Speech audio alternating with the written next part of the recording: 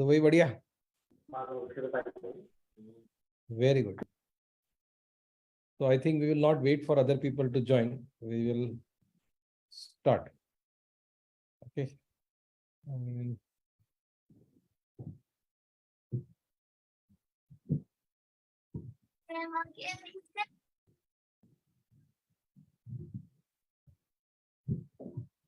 Just hold on.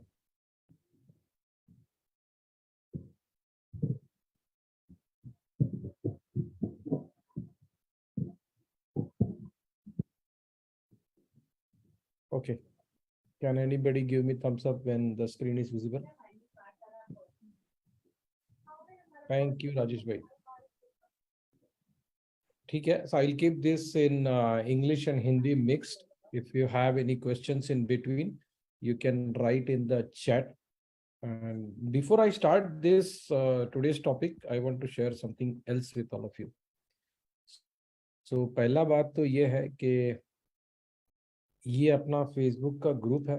In case if you want to ask any questions now or later, I would suggest you join this group. If you are not able to copy this link from here, just go to Facebook and search for Sangam CRM support group. Okay, and there you can ask any question. In the group, there are guides. ये सारे session का recording भी है और इसके अलावा और बहुत कुछ है. अब तक जितने हुए हैं 17, ये आज का 18th है. So we are continuously doing this since 18 weeks. और कुछ जनरल वीडियोस भी है, तो आपको गाइड सेक्शन में बहुत कुछ मिल जाएगा. So don't miss this. उसके बाद बहुत से लोगों ने मुझे पूछा था कि लास्ट वाला जो अपना वेबिनार हुआ था चैट जीपीटी पे, तो उसका रिकॉर्डिंग कहाँ पर है. तो ये रिकॉर्डिंग इधर है. जो आप लिंक्डइन पे जाके अगर मेरा पोस्ट पे जाएंगे तो जहाँ पर आप लोगों ने क्वेश्चंस डाले थे ना, उसी में ऊपर रिकॉर्डिंग है. देखिए ये रिकॉर्डिंग लिंक्स आप कर सकते हैं. और अगर आपने नहीं देखा है तो चैट जीपीटी वाला देखना चाहिए. It was very wonderful. बहुत से लोगों को बहुत फायदा हुआ. और सबसे बड़ा बात क्या है ना, ये मैं आपको शेयर करता हूँ. इसमें जो कमेंट्स लिखे ना लोगों ने, वो जाके चैट जीपीटी पे बनाया है. ठीक है. So that was interesting. अच्छा, दूसरा ये है कि I have created one post for today also, जो मैं आपसे शेयर करता हूँ. आपको क्वेश्चंस अभी पूछने हैं या बाद में पूछने हैं, आप इधर लिख सकते हैं. पोस्ट पे लिखेंगे तो बेनिफिट क्या होगा कि ये तो रिकॉर्डिंग में चला जाएगा, वहां होगा ना तो सबको बेनिफिट होगा. ठीक है. I have tried to join Facebook, but request is pending. So let me see. Yes, I have one member request, Mr. Manohar Prabhu, and I approve you. और दूसरे है सोमनाथ बैंकर, उनका भी अप्रूव. ठीक है sir. So request is approved, and now we start our. Once again, I repeat, if you want to ask questions, you can write on this LinkedIn. Sarvesh Kumar wants to ask some question before we start the meeting. Sir आपने हाथ ऊपर किया, कुछ पूछना आपको? आपका mic on है, आप बोल सकते हैं.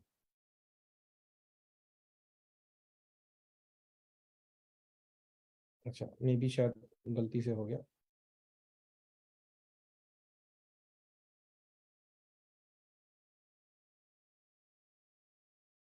Seems like some error with Zoom.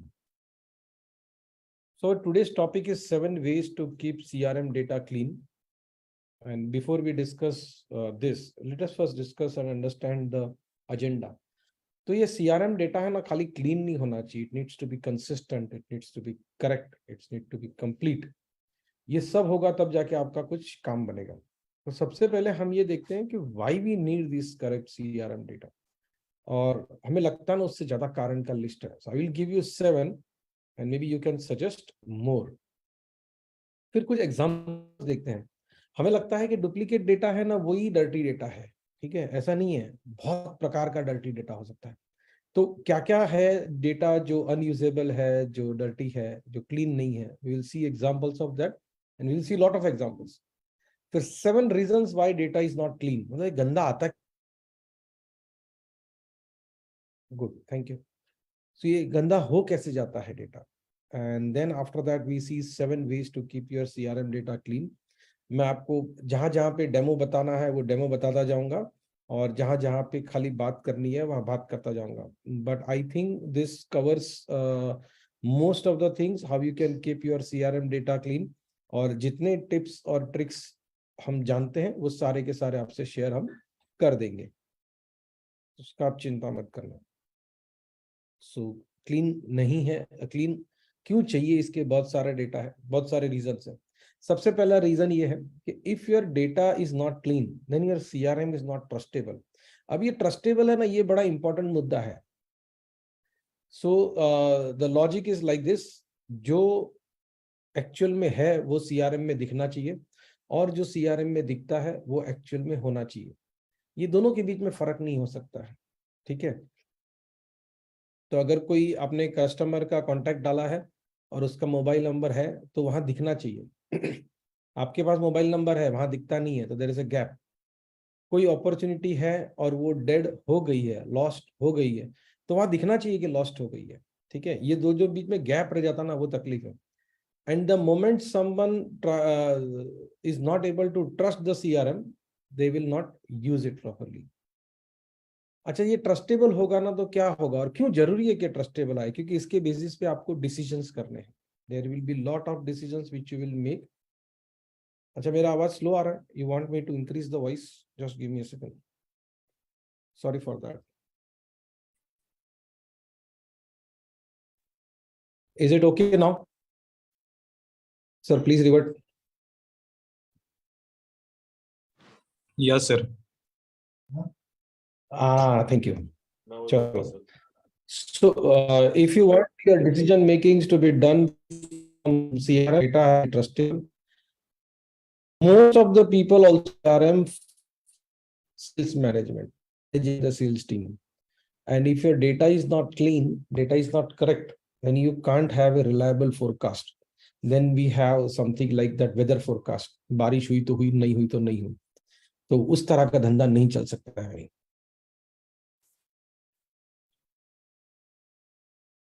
दूसरा मेन रीजन ये है कि if we don't have clean data in CRM, you can't use this CRM for marketing. तो बहुत से लोगों का कैसा रहता है कि CRM है, उसमें सब एंट्री भी है, लेकिन उसके अंदर डेटा नहीं है, so they can't use it. So I have seen many companies who have like 12,000 15,000 contacts, and out of those 15,000 contacts 13,800 contacts don't have mobile number. तब उसका फायदा क्या? ठीक है. तो CRM में डेटा होना जरूरी नहीं है, वो डेटा यूजेबल होना जरूरी है, जिसके ऊपर आप कुछ कर सके. और ये जितना सीरियसली हम लोग समझेंगे ना, उतना ज्यादा फायदा है. रियल और करेक्ट डेटा होना चाहिए. ठीक है. अच्छा, ये आपके पास डेटा ढंग से होगा तो ही आप उसको सेगमेंट कर पाएंगे. For example, if I want to send some message to all the customers in Mumbai, या all the customers in Maharashtra, या all the customers from IT industry, या all the customers from agriculture industry, तो ये data आपके पास होगा नहीं तो use कैसे करेंगे? तो मार्केट, बहुत से लोग है ना CRM का यूज करते हैं, लेकिन उसको मार्केटिंग के पर्पस लिए नहीं यूज कर पाते हैं, क्योंकि वो डेटा क्लीन नहीं होता है. तो क्लीन करने में बड़ा मेहनत करने का जरूरत है. फिर एक मुद्दा आता है इम्प्रूव्ड कोलैबोरेशन.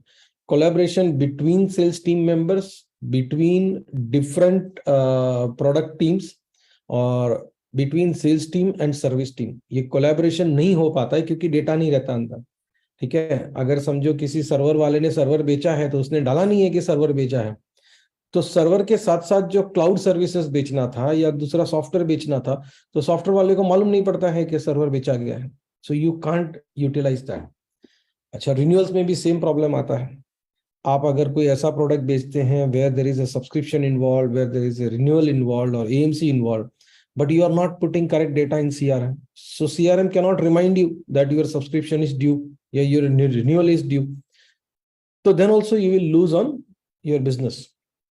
तो डेटा क्लीन हो और रिलायबल हो, ये बहुत जरूरी है. फिर एक है ना, बिजनेस कंटिन्यू का प्रॉब्लम होता है. ऐसा आप लोगों ने सुना है कभी कि कोई सेल्स पर्सन गया और उसके साथ सारे कस्टमर्स का कॉन्टैक्ट डिटेल चला गया और बॉस के पास कुछ नहीं है? ऐसा बहुत से लोगों का होता है. आप CRM नहीं यूज कर रहे हो और ऐसा होता है ना, तो समझ में आता है कि भाई CRM नहीं था ना, इसलिए हुआ. आपके पास CRM हो फिर भी ऐसा हो, उससे गंदा तो कुछ नहीं हो सकता ना यार. सो ये बिजनेस कंटिन्यूटी के लिए बहुत जरूरी है कि आपका CRM में डेटा क्लीन हो रिलायबल हो, ट्रस्टेबल हो, जिसका आप यूज कर सकें। नाउ इम्प्रूव्ड कस्टमर एंगेजमेंट कैसे होगा कि अगर आपके पास कस्टमर के बारे में सारा डिटेल्स है, आपने कस्टमर्स को कॉल किए हैं, वो कॉल के लॉग दिख रहे हैं कस्टमर्स के साथ, इसमें audio clear? Yes sir. Hello. हाँ, आवाज आ रहा ना बराबर? हाँ sir, it's very clear. There was some message here that there is a problem. Okay. सो ये जब तक अपने पास कस्टमर का सारा डेटा नहीं होगा तो आप उसको कस्टमर को अच्छी तरह से सर्विस कैसे कर पाएंगे? अगर कस्टमर के जो पहले टिकट्स क्लोज हुए हैं वो सीआरएम में नहीं है, या जो प्रोडक्ट्स हमने बेचे हैं वो सीआरएम में नहीं है, तब क्या ही सर्विस दे पाओगे और क्या ही फीडबैक भी लोगे अगर आपके पास टिकट ही नहीं है तो? So that is a big problem.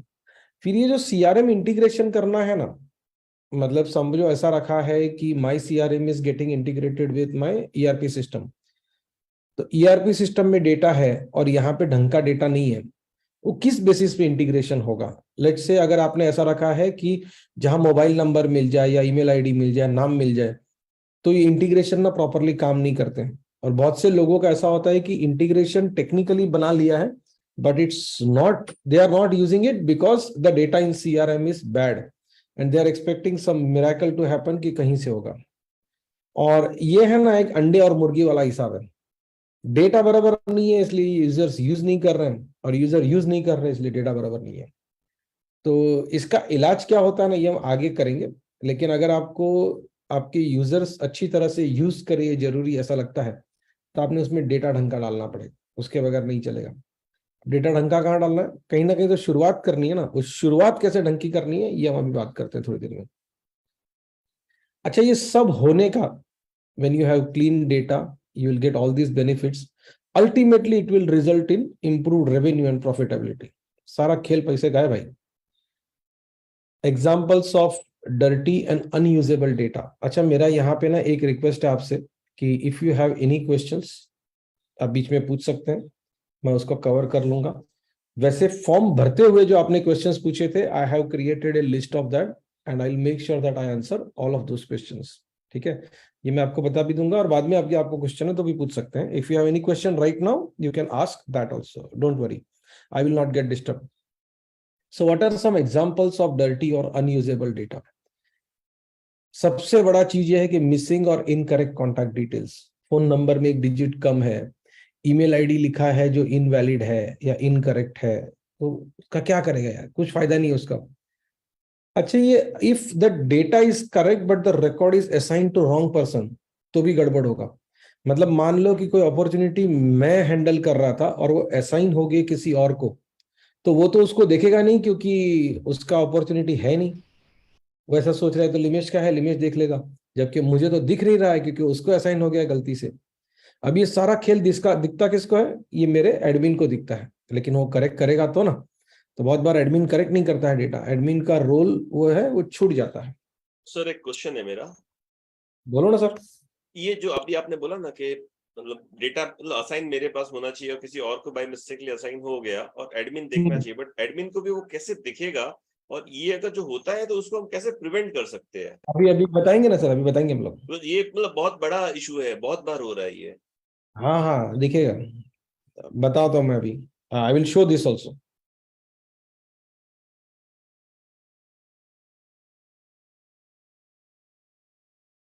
जितने एग्जांपल्स का मैं बात कर रहा हूँ all those I will cover, don't worry. फिर ये इनकम्प्लीट नाम है, डुप्लीकेट है। अच्छा, आमतौर पे लोगों को ऐसा लगता है कि क्लीन डेटा नहीं है मतलब डुप्लीकेट है। डुप्लीकेट एक प्रकार है यार, वैसे बहुत सारा प्रकार है। नाम पूरे नहीं है, कंपनी का नाम में खाली एनजे लिखा है या खाली रिलायंस लिखा है, तो 56 रिलायंस कंपनी होती है बाहर, शायद ज्यादा होंगी, तो वो कंफ्यूजन होगा, फिर कौन सा किसका है नहीं मालूम पड़ेगा। या बहुत से लोग ऐसा करते हैं कि व्यक्ति का नाम लिखना ना, उधर भी प्रतीक भाई लिखते हैं। अब आप कैसे आइडेंटिफाई करोगे कि प्रतीक शाह है कि पटेल है कि डिसोजा है कि क्या है? You will never know that, तो यूजेबल नहीं रहता डेटा। फिर ये ऑर्फन रिकॉर्ड रहता है, ये बड़ा इंटरेस्टिंग है। ऑर्फन रिकॉर्ड मतलब ऐसे कॉन्टैक्ट जिसका अकाउंट नहीं है, या जैसे ऐसे अकाउंट जिसका कॉन्टैक्ट नहीं है, या ऐसे अपॉर्चुनिटी जिसका अकाउंट नहीं है, ठीक है। मतलब चाइल्ड है, उसका पेरेंट नहीं है, ऐसा हालत है, वो सारे ऑर्फन रिकॉर्ड में आएंगे। और ऐसा मत आश्चर्य करना है कि यार ऐसा थोड़ी होता है बहुत से लोगों के सीआरएम में ऐसा भरपूर होता है, क्योंकक लोग बनाते जाते हैं आंख बंद करके। फिर अपने को ऐसा एक सवाल पूछते हैं लोग कि why can't CRM prevent this. अरे श्रीमान, सीआरएम प्रिवेंट कर ही ले, शुरुआत एडमिन से होता है, वो इंपोर्ट करता है ऐसा डेटा, ठीक है। I show you various examples how they are generated also. बहुत जगह पे ऐसा होता है कि यूजर ने ना ड्रॉप डाउन में से सिलेक्ट करना होता है वैल्यू, और वो करते ही नहीं है। आप देखना आमतौर पे जहाँ कैटेगराइजेशन होता है, या जहाँ प्रायोरिटी का ड्रॉप डाउन होता है, या इंडस्ट्री का ड्रॉप डाउन होता है, या रिलेशनशिप का ड्रॉप डाउन होता है, या ऐसे बहुत सारे ड्रॉप डाउन होते हैं जो एडमिन ने या बॉस ने बड़े चाव से बनाए थे कि इससे ना पूरा डेटा क्लीन होगा, तो बंदे यूज ही नहीं करते। तो वो ये 6 नंबर का एग्जांपल है। मिसिंग इन्फॉर्मेशन मतलब किसी फील्ड में कुछ डालना था, डाला ही नहीं। अभी मिसिंग इन्फॉर्मेशन का ना मैं आपको बड़ा एक इंटरेस्टिंग स्टोरी सुनाता हूँ कि इसका क्या इलाज करते हैं। So most of people think that if I make some field compulsory I will always get the details, ठीक है। तो ऐसे हमारे क्लाइंट है, तो उनका एक अपॉर्चुनिटी का है ना मॉड्यूल, उसमें एक फील्ड आता था जिधर एक प्रकार के पर्सन का नाम डालना होता था। तो उन्होंने बोला कि लोग डाल नहीं रहे हैं नाम, यू मेक इट कंपलसरी। तो फील्ड कंपलसरी बना है, तो उसमें लोग ए लिखने लगे, A for apple. So then that IT head was furious, बोले सारे सारे सब लोग ए लिखते हैं, तो सारे लोगों को बताना पड़ेगा कि ये नहीं लिखना है, you need to write full name. तो मेरे को बोलते हैं कि limits do one thing, you program it in a way that people have to write minimum 20 characters, 20 character का नाम होगा। मैंने बोला सर ऐसा कैसे चलेगा, मेरा खुद का नाम तो 6 कैरेक्टर का है। तो बोले हाँ ये बात भी सही है। फिर उन्होंने 4 कैरेक्टर लिखवाए, मिनिमम 4 कैरेक्टर डालना है, ठीक है। हालांकि मेरे बेटे का नाम युग है, तो 3 कैरेक्टर वाले भी लोग होते हैं, ऐसा कोई प्रॉब्लम नहीं है। अब ये 4 कैरेक्टर कंपलसरी किया ना उस फील्ड में, आपको मालूम है उसके बाद क्या हुआ? उनके टीम मेंबर्स 4 ए लिखने लगे, A. So that's a cultural issue, आप इस तरह से उसको नहीं रिजॉल्व कर सकते, लेकिन मिसिंग इंफॉर्मेशन है जिसकी वजह से this CRM will become useless. Dates missing है, फॉलोअप डेट जहां डालना होता है वो डाला नहीं है, या जहां क्लोजर का डेट डालना होता है वो डाला नहीं है, ड्यू डेट सिलेक्ट करना होता है वो किया नहीं है, ठीक है। बहुत सारा अनवेरिफाइड डेटा रहता है, मतलब मोबाइल नंबर है लेकिन मालूम नहीं है कि सही है कि नहीं है, ईमेल आईडी है लेकिन मालूम नहीं है कि सही है कि नहीं है, तो ये गड़बड़ है। अच्छा, कुछ लोगों को ना बड़े पुराने रिकॉर्ड होते हैं। अब ये जो पुराना रिकॉर्ड है ना, इसका मैं थोड़ा आपको कंसेप्ट बोलता हूँ और उसके बाद आगे बढ़ते हैं। मैंने थोड़ा शेयरिंग कम कर दिया, but I need to explain you कि ये गड़बड़ क्या है पुराने रिकॉर्ड्स का। तो पुराने रिकॉर्ड का ऐसा रहता है, let's say there are opportunities which are open and assigned to me, and the oldest opportunity that is assigned to me is of 2018। तो आप समझ रहे हो, 5 साल पुराना अपॉर्चुनिटी है और वो मुझे असाइन दिख रहा है, राइट। अब मैंने उसको क्लोज करने का या कुछ भी करने का, अपडेट करने का नहीं किया है। So can't we make out that this is a fake entry और यूजलेस एंट्री और घोस्ट एंट्री? क्योंकि 2018 का अपॉर्चुनिटी बना था, मतलब क्लाइंट ने कुछ मांगा था, अपने को ऐसा लगता है कि अभी तक हमने उसको कनेक्ट नहीं किया है, तो क्लाइंट ऐसा गाल पे हाथ रख के बैठा होगा कि अभी लिमिश आएगा, मेरे को देके जाएगा प्रोडक्ट। ऐसा थोड़ी होता है, उसने तो ले लिया होगा कहीं से। इधर the opportunity someone else, you have not updated the CRM, or you already won the opportunity not updated the CRM। And तीसरा और सबसे खतरनाक, तुमको मालूम ही नहीं है कि क्या हुआ। ये तीनों सिनेरियो बड़े भयंकर है, ठीक है, और तीनों से बचना जरूरी है, तो वो वाला गलती मत करना। मैं वापस शेयर करता हूं, ये इसलिए शेयर किया था कि जो बहुत पुराना डेटा है ना, तो उसको छाती से लगा के रखने की जगह पे निकाल देना चाहिए, if you don't have any plan to act on it. वापस आते हैं अपने प्रेजेंटेशन पे and we take that ahead from there. बहुत पुराना रिकॉर्ड का कोई काम नहीं है। एंड 7 reasons why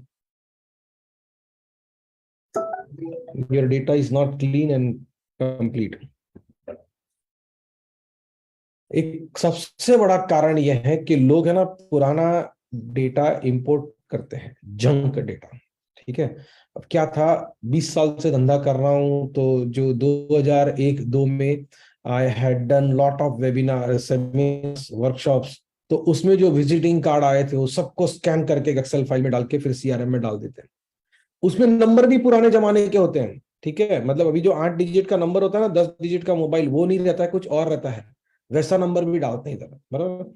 तो वो डाल के करोगे क्या, उसको ना तो हमने क्लीन किया है, ना वेरीफाई किया है, ना डुप्लीकेट किया है, ना वैलिडेट किया है, ना कैटेगराइज किया है। अब जब भी डेटा इंपोर्ट करते हैं तो सबसे पहले जरूरी है कि उसके बारे में प्लान कर लो कि करना क्या है, उसके बगैर इंपोर्ट मत करना। तो एक जो हमने बात किया ना कि यूजर नहीं यूज कर रहे हैं उसका कारण बैड डेटा है, और बैड डेटा है उसका कारण यूजर नहीं यूज कर रहे हैं। तो मुर्गी अंडा आया, ये पहले वाला अंडा है जिसमें से मुर्गी बनने वाली है। तो ये अंडा अगर एज ए एडमिन या एज ए बॉस आप डालने वाले हैं तो आप ध्यान में रखिए, इंपोर्ट ऐसा आंख बंद के मत करना, ठीक है। इंपोर्ट करने में क्या क्या ध्यान रखना है इसके ऊपर मैं आता हूँ, लेकिन इंपोर्ट तो बिल्कुल आंख बंद के मत कर, आंख बंद करके मत करना। ये कैसा होता है मालूम है, वो अपने घर में है ना, ऐसा पुराना एक घोड़ा जैसा रहता है, घोड़ा इज लाइक स्टैंड, जिसमें हम लोग सारा कचरा रखते हैं संभाल के। फिर अपने को लगता है यार ये इसकी वजह से ना घर बड़ा गंदा दिख रहा है, तो हम एक नया फर्नीचर लेके आते हैं, मस्त ऐसा शोकेस, कांच का चकाचक, बराबर 16 mm का कांच लिया पूरा, उससे बनाया, पीछे कलर भी अपने पीओपी करके मस्त अच्छा दीवार पे बनाया।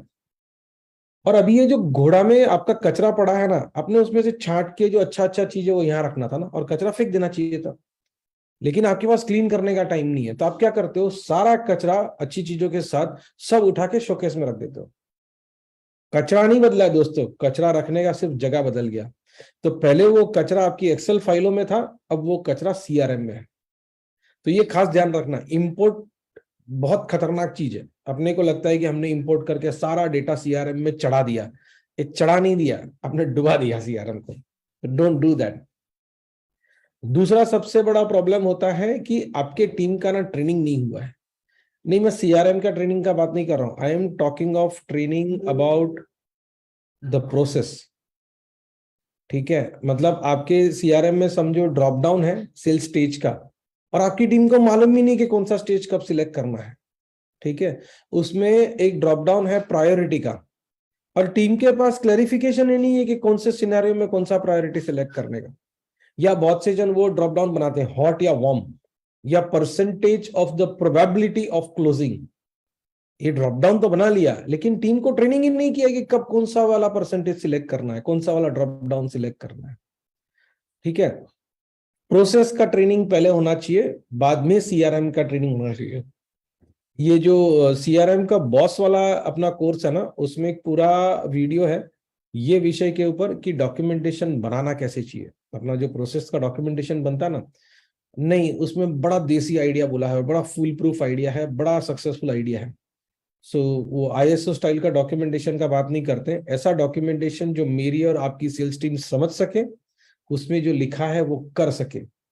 और वो जानने के लिए आपने ना वो जो कोर्सेस वाला है ना, लास्ट में बताऊंगा, अगर मैं भूल जाऊं तो आप याद कराना, उसमें से एक कोर्स में वो है, जो ओनर वाला कोर्स है ना उसमें है।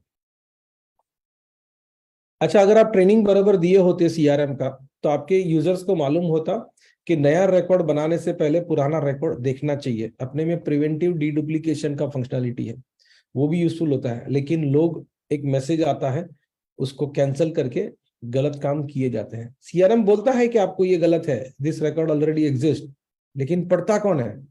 और पढ़ते लोग इसलिए नहीं है क्योंकि उनको बोला नहीं गया कि भाई पढ़ने का है। अच्छा, एक ये बड़ा मगजमारी होता है कि इतना कॉम्प्लेक्स सीआरएम बना देते हैं जिसका कोई हिसाब नहीं है, ठीक है। 40-40 फील्ड बना देते हैं लीड मॉड्यूल के। अरे लीड मॉड्यूल के ऊपर तो भाई 3-4 ही फील्ड होना चाहिए, how can you make have more than that? आपको सारा डेटा चाहिए, बराबर है, just understand you are not Cambridge Analytica.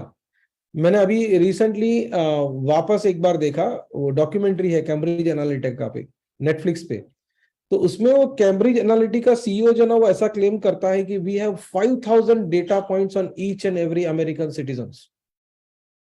वो कैम्ब्रिज एनालिटिका है, हम है ना भाई, उसके पास बहुत सारा रुपया है। They used to burn $10 million per day for continuously many days.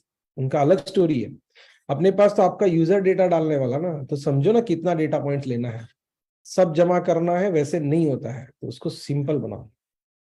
फिर बहुत सारे एक्स्ट्रा फील्ड्स होते हैं, वो लीड मॉड्यूल में ऐसा फील्ड्स है जो कोई यूज नहीं करता है। अच्छा, यूज नहीं करता है, कोई मॉनिटर भी नहीं करता है। और बाद में कुछ कुछ एडमिन ऐसे होते हैं ना जो होशियार होते हैं, वो वाला आइडिया करते हैं कि इसको कंपलसरी कर दो, कंपलसरी करोगे तो सब यूज करेगा। कुछ नहीं होता है, कंपलसरी करेंगे तो लोग अपना रास्ता ढूंढ लेते हैं। ये सबका आपको एग्जाम्पल समझना ना, तो ऐसा समझना, अगर हम कहीं पे बोर्ड लगा दे नो पार्किंग, तो क्या सच में पार्किंग बंद हो जाएगा या कुछ और करना पड़ेगा? ये वाला जो बात है ना, ये समझने जैसा है। दूसरा हिसाब सोच के देखो, हम मंदिर में जाते हैं ना, कहीं लिखा नहीं है कि जूता बाहर निकालना, फिर भी सब निकालते हैं। क्या फर्क है दोनों में? अगर ये समझ में आ जाएगा ना अपने को, तो ये सीआरएम का डेटा क्लीन कराने का आइडिया आप बहुत जल्दी कर पाओगे। ये मैं कुछ पॉइंट्स इसलिए भी टच कर रहा हूं क्योंकि आप में से कुछ लोगों ने क्वेश्चन पूछा था, how to make our users use the CRM, so probably this idea will help you. अच्छा, ये सिक्योरिटी और सीक्रेसी के नाम पे बड़ा पंगा होता है। एक तो ये कंपलसरी बना देते हैं, वो गड़बड़ होता है, और दूसरा ये होता है कि ये डेटा नहीं दिखेगा आपको, उस टीम का डेटा नहीं दिखेगा आपको, ये वाला टीम का डेटा नहीं दिखेगा, ये मॉड्यूल का डेटा नहीं दिखेगा। अब ये चक्कर में गड़बड़ हो जाती है। I will give an example. Let's say Limesh और सुहास, ये दोनों एक ही टीम के अलग अलग मेंबर्स हैं, एक ही प्रोडक्ट बेचते हैं, और हमें ऐसा रखा गया है कि सुहास को लिमेश का डेटा नहीं दिखता है, लिमेश को सुहास का डेटा नहीं दिखता है। और लेट्स से राजेश कोठारी के सुहास फॉलो अप करता है और लिमेश भी करता है। अब क्योंकि मुझे तो नहीं दिख रहा है सीआरएम में कि राजेश कोठारी को सुहास फॉलो अप कर रहा है, तो I will create another record, ठीक है, और हम दोनों जन उससे फॉलो अप कर रहे हैं। तो सीआरएम में डुप्लीकेट रिकॉर्ड क्रिएट हुआ ना, देखो वो छोटा गम है। बड़ा गम ये है कि राजेश भाई मजा ले रहा है, लिमेश को और सुहास को मालूम नहीं कि वो एक ही कस्टमर को एक ही कंपनी से एक ही प्रोडक्ट के लिए फॉलो कर रहे हैं। आप सोचो कितना गंदा लग रहा है। उससे अच्छा ये होता कि दोनों को एक दूसरे का डेटा दिखता, जो टीम लीडर होता वो आपस में बात करता कि अच्छा भाई ये केस है ना पूना वाला है, तो इसको सुहास देखेगा, वापी वाला होगा तो लिमेश देखेगा, वैसा कुछ। एक सबसे बड़ा प्रॉब्लम है ना, ये 4 नंबर का पॉइंट में जो तीसरा नंबर का सब पॉइंट है ना, वो है बहुत कंपनी में मैंने ऐसा देखा है कि सेल्स टीम वाले कस्टमर का एक्चुअल कॉन्टैक्ट डिटेल्स है ना कभी सीआरएम में डालते ही नहीं है। वो फोन नंबर में भी 1 2 3 डालते हैं, ईमेल आईडी में a@a.com डालते हैं। अब क्योंकि वो चेक नहीं करता है कोई, ठीक है। अच्छा, हम बोले कि सीआरएम ने चेक करना चाहिए, भाई कर ले सीआरएम चेक। सीआरएम बोलेगा किसको? सीआरएम थोड़ी आपके यूजर को नौकरी से फायर करेगा, वो थोड़ी उसको डांटेगा, या सीआरएम थोड़ी ऐसा निकल के झपट मारता है, नहीं। वो तो बात तो आपने करना पड़ेगा ना, आपके यूजर से बात कौन करेगा? सीआरएम थोड़ी करेगा। ये 5 नंबर का पॉइंट है, इंपॉर्टेंट है। बहुत बार ऐसा होता है कि leadership team is not involve, उनको ध्यान में ही नहीं है कि क्या प्रॉब्लम है, ठीक है। They are not checking reports from CRM, right. उनका वो पुराने जमाने जैसा प्रिंटेड रिपोर्ट आता है, या एक्सेल में अलग से डैशबोर्ड बन के आता है जिसके अंदर डेटा किसी ने मैन्युअली डाला रहता है। अब देखो आप ना, आपके मैनुअल सिस्टम से सीआरएम में इसीलिए गए थे कि you did not trust that manual system, और फिर अभी आप उसी चीज को यहाँ ला रहे हो, तो ये गलत आइडिया है, ऐसा नहीं करना चाहिए। फिर ये घोस्ट एंट्रीज आती है when leadership is not involve. Now I will explain you what is ghost entries. बहुत बार कैसा होता है, अपॉर्चुनिटी का नाम लिखा रहता है कि 500 laptops to Reliance Industries. Opportunity के नीचे ना कोई कॉन्टैक्ट नंबर नहीं रहता है, किसी व्यक्ति का नाम नहीं रहता है, वो ऐसे ही घोस्ट एंट्री बना दिया है। अब क्योंकि वो नाम वाम डालना जरूरी नहीं है और कोई चेक नहीं कर रहा है, तो ऐसी घोस्ट एंट्री चलती रहती है। That is a problem. कभी कभी कैसा होता है कि जो सिक्योरिटी वाला बोला ना, उससे रिलेटेड है, आपका सेल्स टीम और सर्विस टीम अलग अलग यूज करता है सीआरएम। ये आपका मार्केटिंग टीम है ना, उसके पास ईमेल का लिस्ट एक अलग से है, he is using some different emailing software. तो आप सोचो ये कैसा हो जाएगा, मतलब कि you get continuously keep on getting leads, लेकिन आपके मार्केटिंग वाले वो लीड को नहीं मेल डाल रहे हैं, उनके पास अपना ही एक स्टोरी है, 10,000 15,000 का एक मेलिंग लिस्ट है जिसमें वो मेल करते रहते हैं, और वो ट्रैक भी नहीं करते कि कितने लोगों ने ओपन किया। तो आप सोचो हो क्या रहा है, जिनसे आप एक्चुअल में धंधा कर रहे हो उनको आप कुछ भेज नहीं रहे हो, और जिनको भेज रहे हो उनसे कुछ धंधा हो नहीं रहा है। you'll have to just excuse me for a second.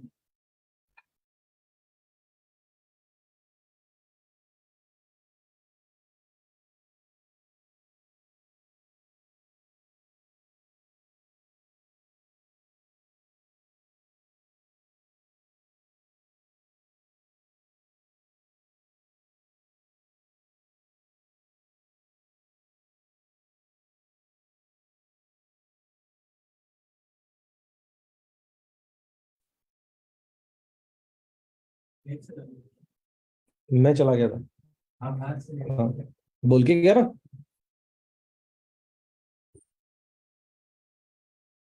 तो ये भी एक प्रॉब्लम है कि सर्विस टीम और सेल्स टीम अलग अलग सीआरएम यूज करते हैं, दे यूज डिफरेंट सॉफ्टवेयर, तो गड़बड़ है। अच्छा, बहुत बार है ना डुप्लीकेशन इसलिए भी होता है क्योंकि थर्ड पार्टी को इंटीग्रेशन किया है, आपने मार्केट प्लेस में इंटीग्रेट किया है, इंडिया मार्ट, ट्रेड इंडिया, और वहां से जंक में डेटा आ रहा है। जंक में तो डेटा आएगा ही, देखो, यू कांट प्रिवेंट दैट, क्योंकि वो प्लेटफॉर्म जो भेजेगा वो आपका सीआरएम एक्सेप्ट करेगा, सीआरएम में जितना हो सकेगा उतना क्लीन भी करेगा, लेकिन बाद में आप में से किसी ने देखना तो पड़ेगा ना उसको कि भाई डेटा क्लीन कर रहे हैं कि नहीं कर रहे हैं। तो बहुत से लोगों का ऐसा देखा है मैंने कि इंडिया मार्ट या जस्ट डायल या ऐसा कोई मार्केट प्लेस पे पैसा भरते हैं, 2-2, 5-5, 10-10 लाख रुपया भरते हैं, उधर से बहुत सारा इंक्वायरी आता है, उसको कोई फॉलो अप नहीं करता। अब पता नहीं ये लोग क्यों पैसा लुटा रहे हैं, लेकिन वो फॉलो अप नहीं करते, तो ऐसे ही रखा हुआ है। तो गलत डेटा आ रहा है तो क्लीन तो करना पड़ेगा, तो ये सब जगह है। अच्छा, बहुत से लोग ऐसा करते हैं कि sales@enjable.com पे मेल आए ना तो एक लीड बना देना। ये टेक्नोलॉजी के प्रदर्शन में क्या हो रहा है ना, ये समझने जैसा है। अब मान लो कि ऐसा हो रहा है कि sales@enjable.com पे टोटल 100 मेल आ रहा है, 100 में से 4 मेल है ना ये जेन्युइन इंक्वायरी है, बाकी के तो कुछ भी आ गया है। अब तो सीआरएम तो क्या करता है कि मेल आया तो उसको कन्वर्ट करके सीधा लीड बना देता है। तो क्योंकि 100 में से सिर्फ 4 ही जेन्युइन लीड थे और 96 थे फालतू में, फालतू मतलब सीआरएम में आने लायक नहीं थे, तभी आपको क्या करना पड़ेगा, वो 96 ढूंढ ढूंढ के डिलीट करना पड़ेगा। तो ऐसा जरूरी नहीं है ना वैसा सारा थर्ड पार्टी इंटीग्रेशन मत बनाना। अभी हम बात करते हैं 7 ऐसे तरीकों की जिससे आप आपका डेटा क्लीन रख सकते हो। आप में से किसी एक जन का सवाल था कि ये डेटा क्लीन करने का काम ऑटोमेट कर सकते हैं कि नहीं कर सकते। नाउ आई अप्रिशिएट कि ये थॉट आया, लेकिन मुझे सवाल ये भी आया है कि हम में से किसी को कभी सवाल नहीं आया कि हम ये रोज सुबह नहाने का चक्कर करते क्यों। अगर नहीं नहाए तो नहीं चलेगा, वी कैन ऑटोमेट दैट, तो मगजमारी नहीं होगा। तो ये 7 तरीके देखते हैं कि कैसे आप क्लीन करोगे। अब यहाँ पे मैं बहुत जगह पे आपको सीआरएम एक्चुअल में दिखाऊंगा, तो जो सीआरएम जब दिखाऊंगा तो I will switch over to another window, मैं उधर ओपन करके रखता हूँ।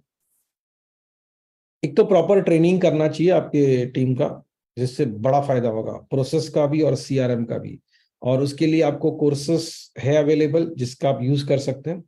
वैसे कोर्स का एक पैकेज भी है, बंडल ऑफर भी है, आप में से अगर कुछ लोगों ने नहीं लिया है तो याद कराना, मैं आपसे शेयर करूंगा कि वो बंडल ऑफर क्या है। एक है ना मुद्दा ऐसा है, and that's a management principle which was discussed in one of the books of HBR, Harvard Business Review. उसमें ये मुद्दा था कि if as a boss you are asking some data from me, always explain me what you are going to use that data for. ठीक है, हम में से मेजॉरिटी टाइम हम बोलते हैं कि भाई तुम इसका एंट्री करोगे, हम बोलते ही नहीं है कि ये डेटा का क्या करने वाला है। So if you are asking a sales person to make all his inquiries into CRM, उसको समझाओ तो सही कि इसका होगा क्या, ठीक है, how we are going to use it. अगर आप किसी सेल्स पर्सन को बोलते हो कि तुम जहां जाओगे ना उधर चेक इन चेकआउट करना है, तो उसको समझाओ तो सही कि चेक इन चेकआउट करता है ना, उसका फायदा क्या है, उसका आप करने वाले क्या हो, ठीक है। या फिर समझो कि आपका सर्विस इंजीनियर है, उसको आप बोलते हो कि जब भी आप किसी कस्टमर के यहाँ जाते हो कुछ रिपेयर करने के लिए, तो काम स्टार्ट करो तो चेक इन और काम एंड करो तो चेकआउट करना, तो उसको समझाना जरूरी है कि ये डेटा काम करने वाला क्या है। जब ये आप नहीं समझाते हो ना तो लोगों को आता है डाउट, और सीआरएम जैसे ही कंपनी में आता है ना, सबसे पहला डाउट एम्प्लॉइज में ये आता है कि अच्छा अब ये हमको मॉनिटर करेंगे, मतलब सारी जानकारी रखी जाएगी, bro big brother is watching, ऐसी सारी बातें होने लगती है। तो if you don't want all this things to happen in your organisation, explain to your users why you are collecting data. अच्छा, एक ना प्रिवेंटिव डिडुप्लीकेशन है, ये मैं आपको बताता हूँ कि प्रिवेंटिव डुप्लीकेशन कैसे करता है। ये है आपके सीआरएम में एनेबल्ड है, अब यूज नहीं कर रहे शायद, तो वो कैसे काम करता है इसको देखते हैं। Let's say I will create a lead. ठीक है, सो मैं क्रिएट करता हूं। ये प्रिवेंटिव डुप्लीकेशन ऐसे काम करता है कि whenever you are creating that record, देखा इसने ढूंढा और यहाँ नीचे लिखा हुआ है कि नेम ऑलरेडी एग्जिस्ट। ठीक है, अब ये सीआरएम बोल रहा है तुमको कि गलत है, लेकिन क्योंकि हमने ट्रेनिंग नहीं किया है अपने यूजर्स का, तो उनको ये देखने का आदत नहीं है, वो यहाँ क्लिक नहीं कर रहे हैं। देखो यहाँ क्लिक करोगे तो बताएगा कि भाई एक नहीं दो सीआरएम है, दो लिवेश पारेख, राइट। अगर यहां से नहीं कम हुआ तो आप इसका नंबर लिख के देखो, वो नंबर में भी बताया कि नंबर तो फोन ऑलरेडी एग्जिस्ट। ठीक है, या ईमेल लिखते हैं तो भी बताया कि ईमेल ऑलरेडी एग्जिस्ट। ठीक है, तो आप नहीं करोगे तो कैसे चलेगा। यस कनक सिंह जी बोलो, you have some question. Email गलत लिखा है।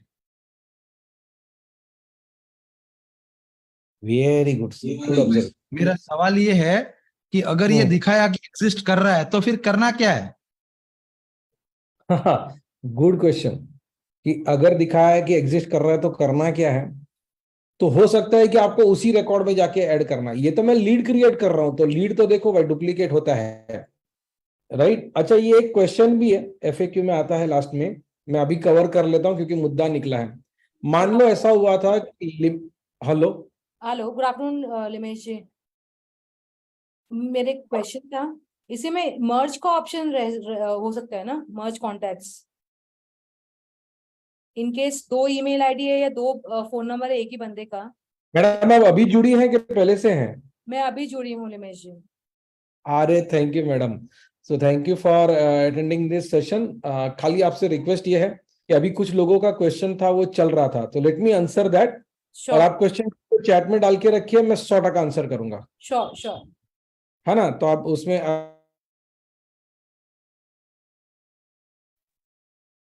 हमने पहले लिंक भी दिया है जहां पर आप क्वेश्चन पूछ सकते हैं, या फिर यहाँ पे कोर्स में भी अपना चैट में भी पूछ सकते हैं। ये राहुल कुमार जी ने पूछा है संगम सीआरएम के कोर्स के सारे चैप्टर्स कब तक आएंगे। राहुल भाई, आई एम वेरी सॉरी, मैं आपको अभी का भी टाइमलाइन नहीं दे सकता। We are facing some glitches जिसकी वजह से अटका हुआ है, लेकिन एडमिन के 4 कोर्स आ गए, उसमें से बहुत कुछ निकलेगा। तो जो कनक सिंह ने पूछा था ना, उसका जवाब देते हैं। I will share the screen, और मैडम आप उसके बाद पूछ लेना, ठीक है।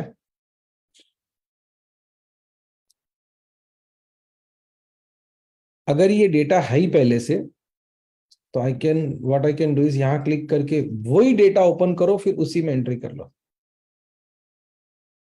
ठीक है, that's a much better idea, क्योंकि आपने तो यही क्रिएट करने वाले थे।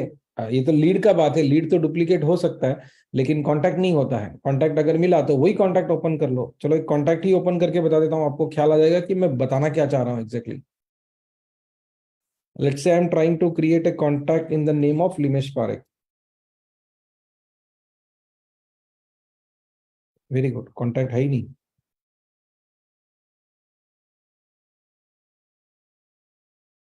फोन नंबर है, मतलब कॉन्टैक्ट होगा। ये कोई लीलाधर शास्त्री नाम का कॉन्टैक्ट बना था, तो वो चेकिंग के लिए बनाया गया। अगर आपको लगता है कि नहीं ये लिमेश पारेख है ना, वही आदमी लीलाधर शास्त्री है, तो क्लिक करो और उसी में जाके चेंज कर डालो। ये पहले नाम गलत दिया था या अभी गलत दे रहा है। So whatever is to be done for correction that you should do. और ये आपकी टीम का है ना, ट्रेनिंग होना चाहिए इस बात में कि आपको करना क्या है। ठीक है, अभी मैडम आपने जो क्वेश्चन पूछा था ना कि मर्ज होता है कि नहीं होता है, मर्ज है ना जादू के जैसा होता है। टाइम आने दो, मैं वो भी दिखाऊंगा आप लोगों को। मर्ज का मतलब डुप्लीकेट फाइंड करने का और प्रिवेंट करने का दुनिया का सबसे बेहतरीन टूल संगम सीआरएम में है, and I can guarantee that. Thank you so much. हाँ, सो नया रिकॉर्ड बनाने से पहले चेक करना चाहिए, ये टीम को सिखाना पड़ेगा क्योंकि उनको ऐसा आदत नहीं है। और दूसरा ये होता है, see as a business leaders you understand the problems of duplicate data.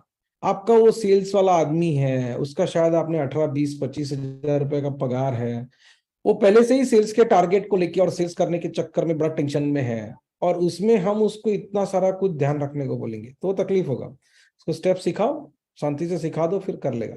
पक्का करते हैं, मेजोरिटी कस्टमर्स के यहाँ पे ये चीज होता है। ये सेकंड नंबर का पॉइंट है ना, ये इंपॉर्टेंट है। Always implement phase wise, never do it in one go.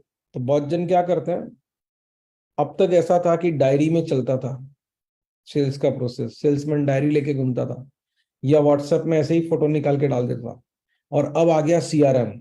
और क्योंकि इतने साल से डिसिप्लिन में नहीं रहेगा ना, तो अचानक बॉस को ऐसा लगता है कि भाई अब अपने को चाहिए डिसिप्लिन, और वो इतना डिसिप्लिन ला देता है कि पूछो मत, 40 फील्ड का लीड मॉड्यूल बना देता है, राइट, 18 फील्ड का अपॉर्चुनिटीज बना देता है, और उस चक्कर में कोई सीआरएम यूज नहीं करता। ऐसे complex stage by stage process flow और कंप्लीटली ऑटोमेटेड कंपनी चलन ऐसा बना देता है। मुझे लगता है कि when you are planning CRM, जैसे ये वाला जो है ना इम्प्लीमेंटेशन का प्लानिंग, वो अपना जो बिजनेस ओनर वाला कोर्स है उसमें बड़ा डिटेल में कवर हुआ है, उसके ऊपर पूरा चैप्टर नंबर 4 है। ये जब प्लानिंग करते हैं तो अपने को ध्यान में रखना चाहिए कि जो रिलायंस है, एचपी है, माइक्रोसॉफ्ट है, जनरल मोटर्स है, उनके यहाँ कोई सिस्टम कितना भी अच्छा हो वो उनके लिए अच्छा है, अपने लिए नहीं, right. I will give you an example. जो सिस्टम सेल्सफोर्स में चलता है वही सिस्टम एनजे में नहीं चल सकता है, क्योंकि सेल्सफोर्स बड़ा कंपनी है, ठीक है। मेरा जो साल का टर्नओवर है ना, उससे ज्यादा की तो चाय पी जाते हैं वो लोग हर महीने, राइट। या फिर समझो जोहो कंपनी जिस तरह से काम करती है वैसे एनजे नहीं काम कर सकता है। जोहो का जो टीम साइज है ना 14,000 लोगों का, उससे कम तो मेरे गांव का पॉपुलेशन है। तो ये जो डिफरेंस है ना कि साइज में अगर फर्क है, तो आपको लगता है सेम तरीके से काम होगा। तो ये जो इम्प्लीमेंटेशन, हम पूरा फुल फ्लेज इम्प्लीमेंटेशन, वो वाला मगजमारी में मत पड़ना। You need to understand the change appetite of your team, ये बहुत जरूरी है। इसके साथ साथ और एक चीज का ध्यान रखना है, बहुत से लोग क्या गड़बड़ करते हैं, टूल नया आ गया लेकिन प्रोसेस पुराना रखेंगे, ऐसा नहीं चलता है। देखो आपका पुराना प्रोसेस था ना, पुराने टूल्स के हिसाब से डिजाइन था। For example, you are managing your sales team in a WhatsApp group. अब वो व्हाट्सएप के हिसाब, तभी तो सीआरएम यूज करने वाले हैं, तो सीआरएम वाली आदतें करनी पड़ेगी कि नहीं करनी पड़ेगी। सी इट्स लाइक कि पहले समझो मैं बैलगाड़ी चलाता था, अभी आपने मुझे बेचा कार, तो मैं बोल रहा हूँ वो सब तो ठीक है, लेकिन मैं बैठूंगा कहाँ पे ऊपर वो मुझे बताओ, और मेरा बेल कैसे लगाओगे ये बताओ, क्योंकि तुम्हारे कार में बेल लगाने का तो जगह नहीं है।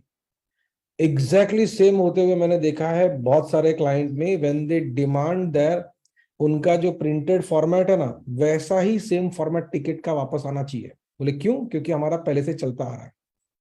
अभी जो पहले से चलता आ रहा ना, उसके ऊपर थोड़ा सा सोच के देखने का जरूरत है, पहले से कहाँ से आया था भाई, हमने कोई आविष्कार किया था? नहीं। जैसे recently I had a conversation with one of our person who wanted to buy CRM, तो बोले मेरा कोटेशन का फॉर्मेट है ना, मेरे को एग्जैक्टली ऐसा चाहिए। तो मैंने सर बन तो जाएगा, लेकिन ये तो बताओ कि ये फॉर्मेट आपने बनाया कैसे था। फिर थोड़ा इधर उधर का बात करके बाद में उन्होंने बनाया कि कैसा था कि एक कॉम्पिटिटर का कोटेशन आया था, वो देख के ही हमने फॉर्मेट बनाया था। तो तभी भी आपका खुद का नहीं था, किसी का देख के बनाया था। तो अभी अगर नए जमाने का नया टूल यूज कर रहे हो, उसको नए स्टाइल से यूज करो, नया ऑप्टिमाइज्ड प्रोसेसेस यूज करो, ज्यादा अच्छा रहेगा। ये वाला सबसे इंपॉर्टेंट स्लाइड है, और इस स्लाइड में हम सबसे ज्यादा बार जंप करेंगे, तो इधर आप ध्यान से रखना कि एक तो आपको ना रेगुलर क्लीनिंग और वैलिडेशन ऑफ डेटा करना है। तो ये वैलिडेशन और क्लीनिंग कैसे करते हैं ना, ये थोड़ा सा मैं बता देता हूँ। समझो ऐसा किया कि let's bring up Leeds.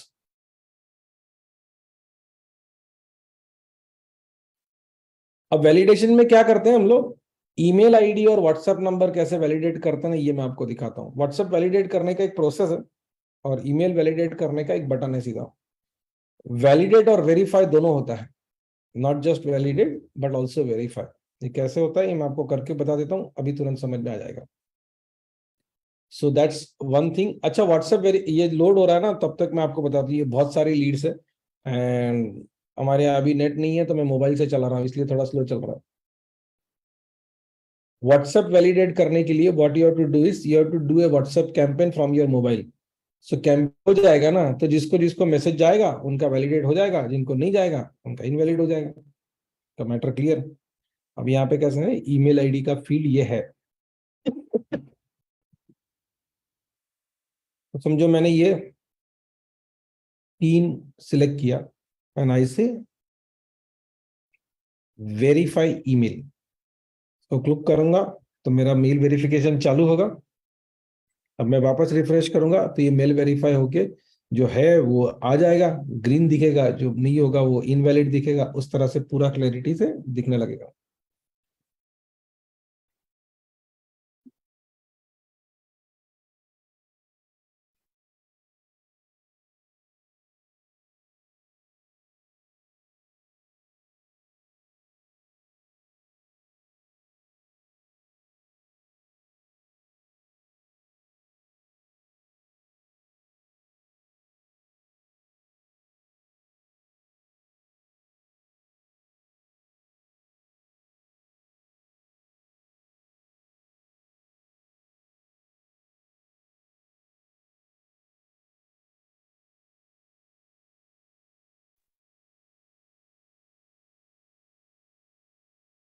I think there was some error, या फिर ये दूसरा लिस्ट वापस आ गया इसलिए नहीं दिख रहा है बराबर, लेकिन यहाँ पे कलर चेंज हो जाता है जिसका वैलिड ईमेल आईडी हो ना वैसा।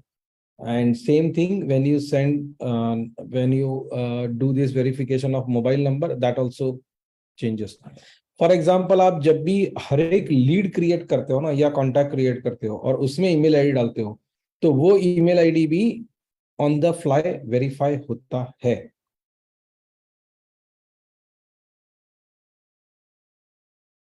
तो देखिए दो चीज था, जब तक ये स्पेलिंग ही इनकरेक्ट था तो बता रहा था कि स्पेलिंग ही इनकरेक्ट है,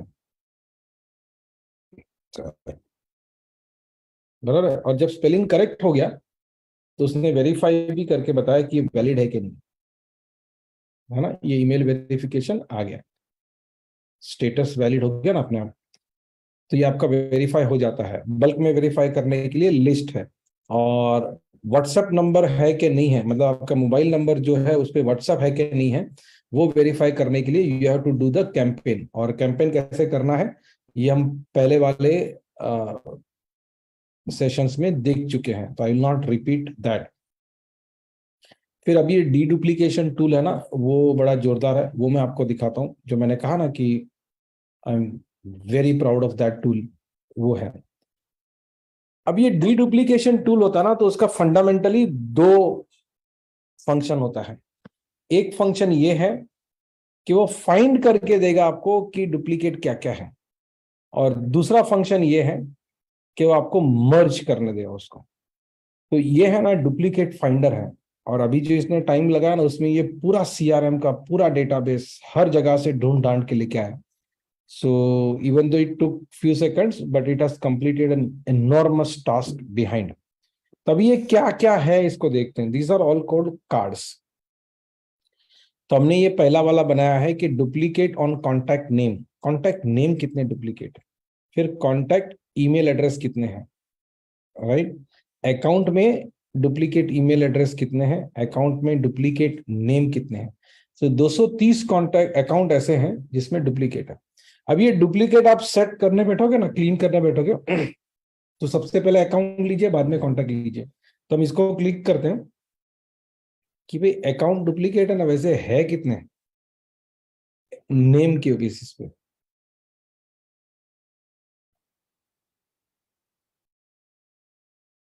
तो ये एबी मार्केटिंग देखो 2 है, राइट। और आपको लगता है कि ये दोनों एबी मार्केटिंग एक ही है, तो यू कैन मर्ज देम। अब ये आरती इन्फोटेक 2 दिख रहा है, तो क्योंकि यहाँ आधा नाम है तो I am not able to decide करने के लिए और इंफॉर्मेशन चाहिए, मैं क्लिक करके ले सकता हूँ। फिर ये अनुराग इन्फोटेक है, इसमें एक में तो नंबर ही नहीं है, दूसरे में है। ठीक है। So if I think this are the same, I can select this two and say merge, go to merge record. अब जैसे आप गो टू मर्ज रिकॉर्ड करते हैं ना, आपको पूरा डिटेल दिखता है उस रिकॉर्ड के बारे में। From there it will be very easy for you to take the decision.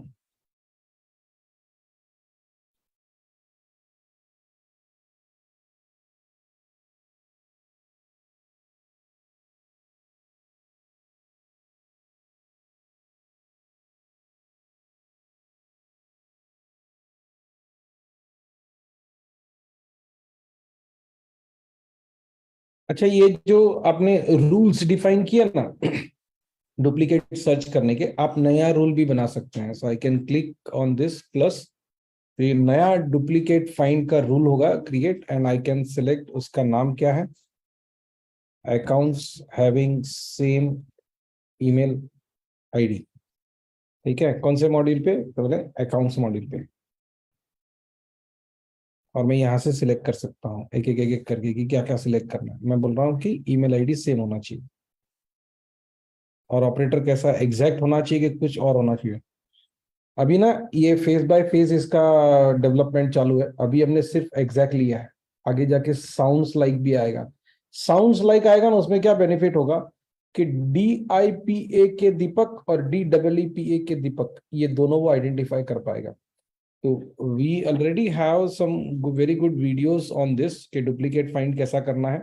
अगर आपको ये डुप्लीकेट फाइंडर और डिटेल में देखना है ना, तो यहाँ से देख लेना. मैं अगर ये टूल पूरा दिखाया तो अपना काम हो नहीं पाएगा. अभी देखिए यहाँ से दिख रहा है कि दोनों क्या है.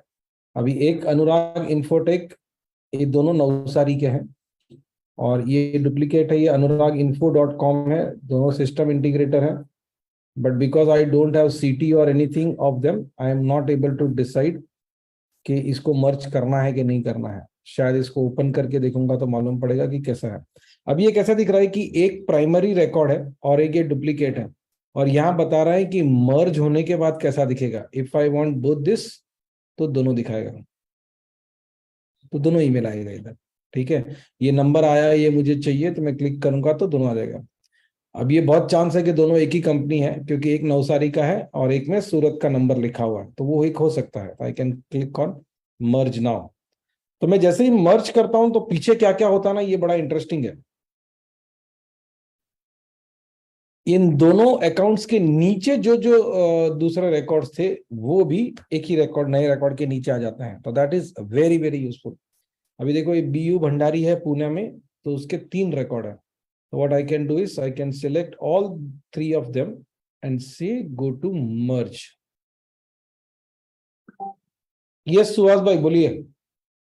आपने अभी एक सेंटेंस बोला कि ये दोनों के मर्ज होने के लिए उसके नीचे जो जो रिकॉर्ड है वो मर्ज हो जाएंगे. क्या इसका मतलब लीड?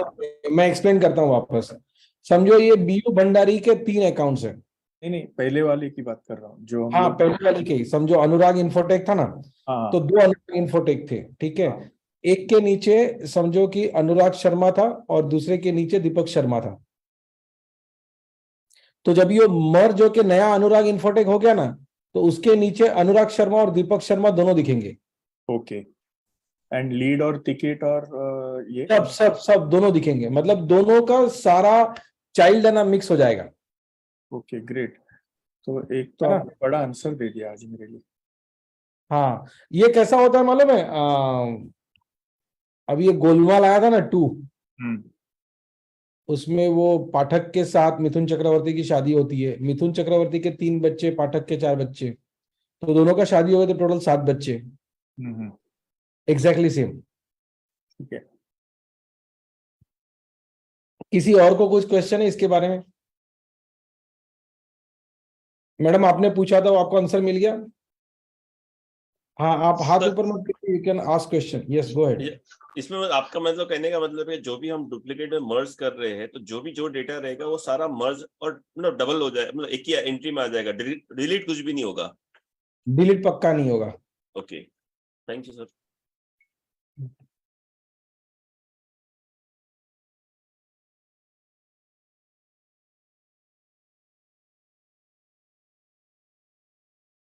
अच्छा, anyone else having any other question? Yes sir. हाँ बोलो ना. यहाँ आप ये डेटा डुप्लीकेशन वाले तक आप कैसे पहुंचे, एक बार रिपीट करेंगे? या ये रूल हमें बनाना है?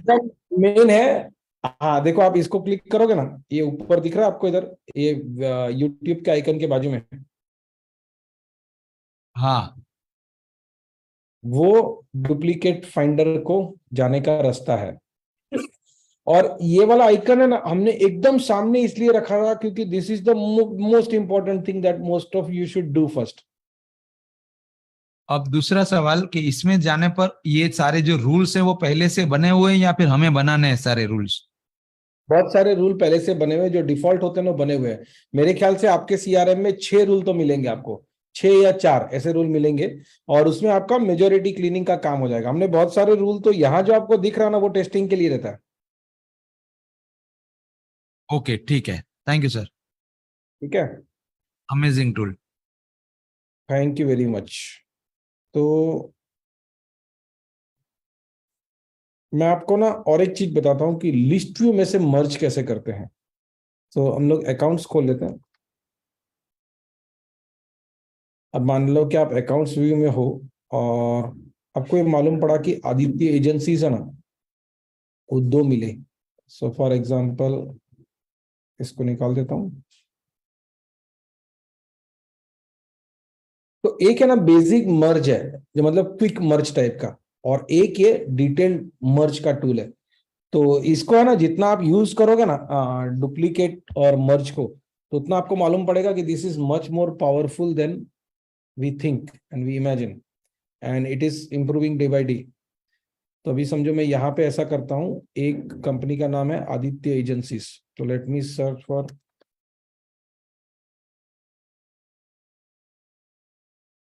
तो अभी इसको 2 आदित्य एजेंसीज मिलेंगे। अब मुझे मालूम है, समझो कि दोनों सेम है, तो I will click on this two and I will say merge. दिख रहा है मर्ज आइकन? इसको क्लिक करूंगा तो मर्ज होगा। वो वाला मर्ज अलग है, ये वाला मर्ज अलग है, लेकिन दोनों का रिजल्ट एकदम सेम है। वहां क्या होता है कि वो आपको बताता है कि ये देखो गड़बड़ है, यहां क्या होता है कि आपको मालूम है कि गड़बड़ है, तो आप इधर से सुधार सकते हो। 2 टूल इसलिए चाहिए कि ये है ना, आप बैठोगे खास कि लाओ आज इस सबको क्लीन कर देता हूं, और ये क्या होता है कि आपको कुछ दिखा, तो दिखा तो तभी का तभी क्लीन कर दिया ऐसा। I hope the purpose is clear कि 2 क्यों है। हाँ भाई, सवाल पूछो, किसी ने हाथ खड़ा किया। सर ये जो अकाउंट में जाके हम लोग मर्ज करते हैं तब कीप और कौन सा वाला मतलब मर्ज करना है, उसमें जो एग्जिस्टिंग जो मतलब से फॉर एग्जांपल मैंने सीआर टेली से लिंक करके उसको किया हुआ, तो it changes the status as well as record, तो वो सारे रिकॉर्ड ओवरराइट कर लेता है, तो वापस हम लोग को एक्टिव और बाकी ये चीज मैन्युअली करनी पड़ती है। पहले से क्या किया है? टेली ऑन क्लाउड से मैंने उनको सिंक किया है लेजर को, हाँ, और टेली वाला लेजर मैंने मेन लेजर रखा, और बाकी का जो एग्जिस्टिंग सिस्टम में है उसको मतलब इसके साथ मर्ज कर दिया है। नहीं समझा नहीं मुझे। मतलब समझो एक आदित्य एजेंसीज आपका सीआरएम में पहले से था, और टैली से सिंक करने के बाद दूसरा आदित्य एजेंसीज बना।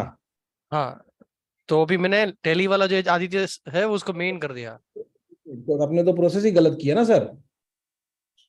सी, टैली से जब भी डेटा आप लाते हो ना इधर, तो you are suppose to link and not always create.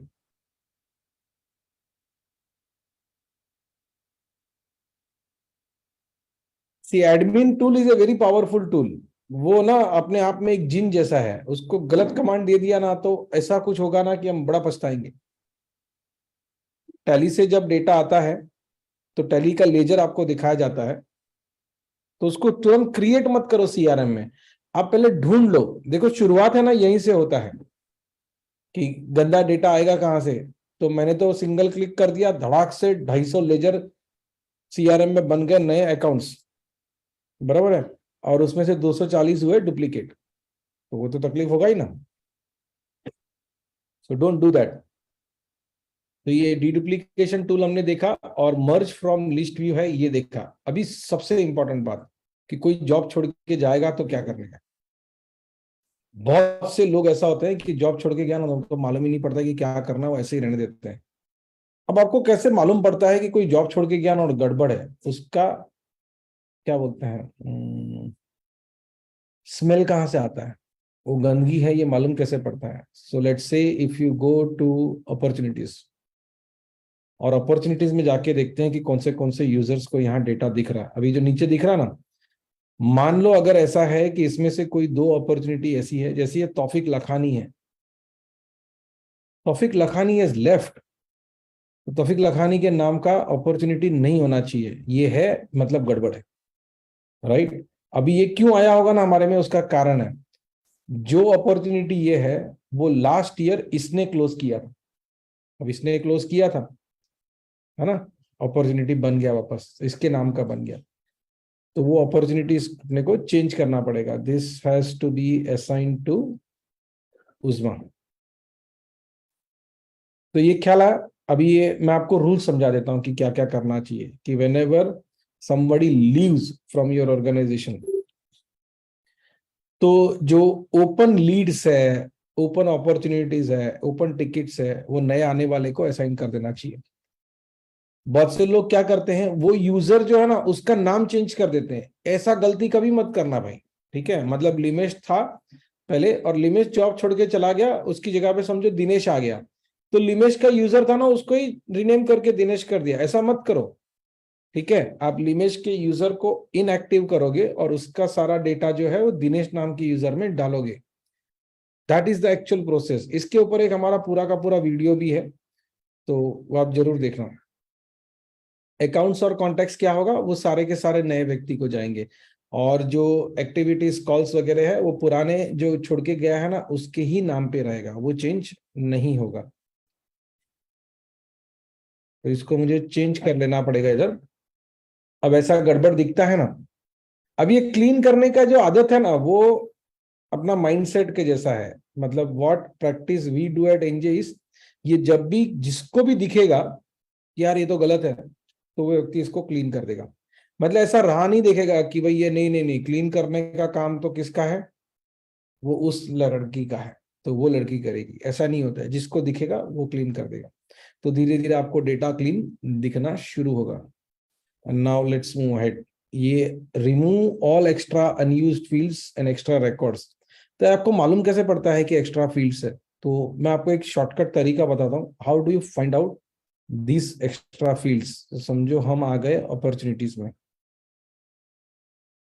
And let's say ऐसा लिस्ट करते हैं कि पिछले 30 डेज में बने हुए सारे अपॉर्चुनिटीज अपने को देखने हैं। Opportunities created at last 30 days.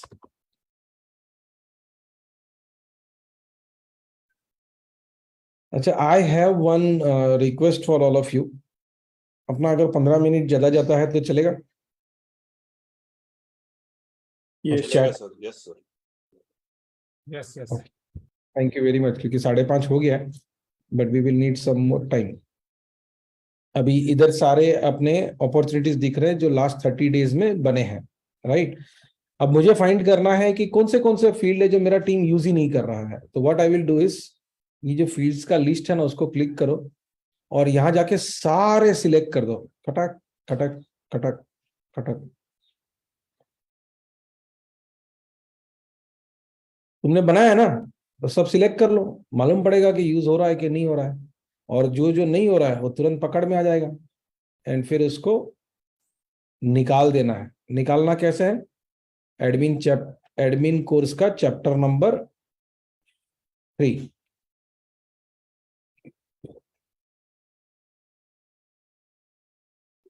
ये सबसे बेस्ट तरीका है। और डेटा सही है कि नहीं है ये है ना, देखता तो रहना ही पड़ता है, ठीक है।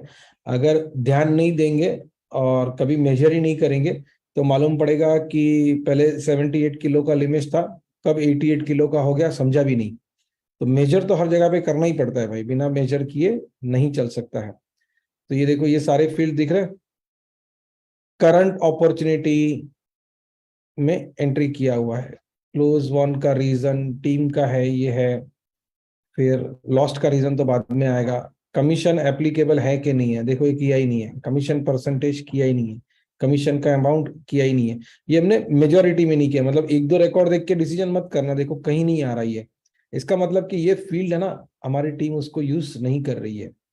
अब टैली का वाउचर नंबर, ठीक है, ये इसलिए किया गया था क्रिएट कि जब डील अपना होगा क्लोज तो टैली का वाउचर नंबर यहाँ पे एंट्री किया जाएगा, तो अभी नहीं कर रहे हैं। तो मालूम पड़ा कि प्रोसेस तो बनाया था एक जमाने में, but team is not using it. अच्छा, नहीं, इसमें खाली क्लीन डेटा नहीं है, इतना ही नहीं समझा अपने को, ये भी मालूम पड़ा कि जो चेकिंग के लिए प्रोसेस बनाया था कि जब अपॉर्चुनिटी क्लोज हो तो उसका बिल इधर डिटेल एंट्री करने का। क्यों मालूम है क्या? बहुत भूतकाल में एक बार ऐसा हुआ था कि सेल्स वाले ने अपॉर्चुनिटी क्लोज किया और सपोर्ट वाले ने तुरंत उसका टेली क्लाउड चालू कर दिया या सीआरएम जो था वो चालू कर दिया, और क्योंकि उसका इनवॉइस नहीं बना, कस्टमर ने 1 महीना यूज किया, ठीक है। उसके बाद जब फाइनेंस वाले ने चेक किया तो तब मालूम पड़ा कि ये गड़बड़ है। तो ठीक है, दूसरा कोई चेक कर रहा है तो मालूम पड़ जाता है, लेकिन कोई ना कोई तो पुलिस का काम करेगा ना, कोई ना कोई तो ऑडिटर का काम करेगा। अगर हम सारा टेक्नोलॉजी निकाल दें और हम ये देखें कि मेरे और आपके पापा या हमारे चाचा या दादा कैसे धंधा करते थे, तो they also use to have checks कि भाई गलत तो नहीं जा रहा है ये सीखने के लिए। अच्छा, दूसरा एक बताता हूँ, लिस्ट व्यू में आए ही हैं तो और एक चीज बता देता हूँ जो आपको काम आएगा। जैसे ना अमाउंट के ऊपर सॉर्टिंग करके देखो, ये सारे हेडर्स क्लिकेबल है, अब क्लिक करो तो सॉर्ट हो जाता है। सॉर्टिंग करने से बड़ा भयंकर इंफॉर्मेशन मिलता है, ठीक है। आपको ये मालूम पड़ सकता है कि ये एक अपॉर्चुनिटी ऐसा है जिसमें अमाउंट नहीं डाला गया है। ये सारे अपॉर्चुनिटीज ऐसे हैं जो 50 रुपए का कोई अपॉर्चुनिटी नहीं होता है भाई, गलत है। तो this needs to be deleted.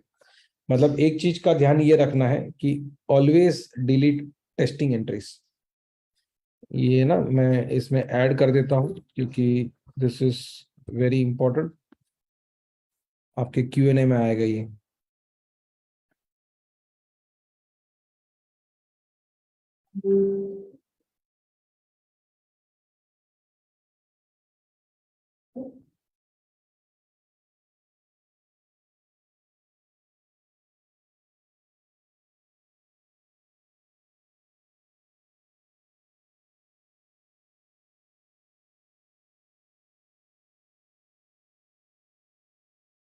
ये नंबर ऑफ यूजर्स खाली है तो मालूम पड़ेगा। अब ये जो टेस्टिंग एंट्रीज है ना वो डिलीट कर देना चाहिए, और डिलीट बहुत जल्दी करना चाहिए। सी, अगर आपने टेस्टिंग के लिए एंट्री किए गए और उसकी वजह से ओपीआर का डैशबोर्ड गलत दिखा, so then your sales team और whichever team will stop trusting the CRM. तो ये हमारे यहाँ कैसा होता है कि बिकॉज वी डेवलप ऑल्सो, तो ये डेवलपर को भी एक्सेस होता है, डेवलपर इसी में टेस्ट करके दिखाते हैं यूजर को, देख ऐसा होता है। या कभी कभी कोई एक ही टीम मेंबर ने दूसरे टीम मेंबर को डेमो करके बताया तो वो भी ऐसे बना देता है। तो ये गलत बात है, इसको सुधारना पड़ेगा, ठीक है। मैं आपको ये लाइव सिनेरियो इसलिए बता रहा हूँ, इससे ख्याल आए कि रियल लाइफ में कैसे कैसे गड़बड़ होती है। तो ये जो अनयूज्ड है ना वो निकालना जरूरी है। अभी बहुत बार कैसा होता है कि अभी मैंने जो बताया that was unused fields, right. इसको फाइंड कैसे करना है, अब पूरा सारा फील्ड्स लिस्ट में डाल दो तो जो खाली दिखेगा कॉलम आपको तुरंत मालूम है। फिर हर एक कॉलम सॉर्ट करके भी बहुत कुछ मालूम पड़ सकता है। For example if I sort on quantity, कौन से फील्ड में क्वांटिटी डाला ही नहीं गया है ये मालूम पड़ेगा। If I sort on lead source, मुझे मालूम पड़ेगा कौन से फील्ड में लीड सोर्स डाला ही नहीं गया है। So these are all problems जो सुधारना चाहिए, ठीक है। नहीं तो सोचो अगर लीड सोर्स का डिटेल नहीं है तो अपने को कैसे मालूम पड़ेगा कि धंधा कहाँ से आ रहा है? तो आप कैसे डिसाइड करोगे कि कौन सी जगह पे एफर्ट करना जरूरी है? तो नहीं मालूम पड़ेगा। जो डिसीजन मेकिंग करना है ना वो आप नहीं कर पाओगे।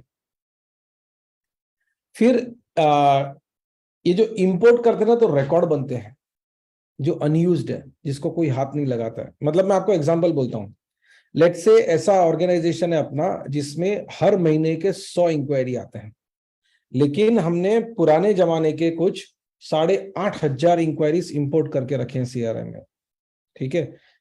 और वो 8,500 इंक्वायरी का कुछ किया नहीं है, तब सोच रहे हो आपका आउटस्टैंडिंग का जो डैशबोर्ड दिखेगा ना कैसा दिखेगा? 8,600 इंक्वायरीज आउटस्टैंडिंग दिखेगी। आपका सेल्स टीम वो डैशबोर्ड देखेगा क्या? देखेगा ही नहीं, क्योंकि उसको लगता है कि अरे यार छोड़ना, उसमें सब पुराना कचरा है। तो ये पुराना कचरा बहुत जल्दी निकाल देना जरूरी है, बहुत जल्दी। या तो उसके ऊपर काम करो। काम कैसे करना है that also we have discussed in one of the past workshops. Complication निकाल देना जरूरी है। मतलब आपका सीआरएम में कॉम्प्लिकेटेड चीजें हैं जो आपकी टीम को नहीं समझ में आ रहा है तो हटाओ। कैसे मालूम पड़ेगा नहीं समझ में आ रहा है? आपका सेल्स वाला जब भी सीआरएम यूज करो ना, पीछे 1 मिनट खड़ा रह के देखो तो मालूम पड़ेगा। ये मैंने बहुत बार किया हुआ है।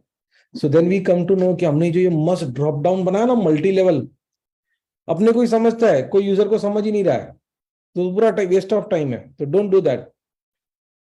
बहुत बार ये भी होता है कि बहुत से ऑर्गेनाइजेशन में ना जो आईटी वाला आदमी है, जो टेक्निकल आदमी है, या जो डेटाबेस और सॉफ्टवेयर जानता है वो सीआरएम डिजाइन करता है अपनी सेल्स टीम के लिए।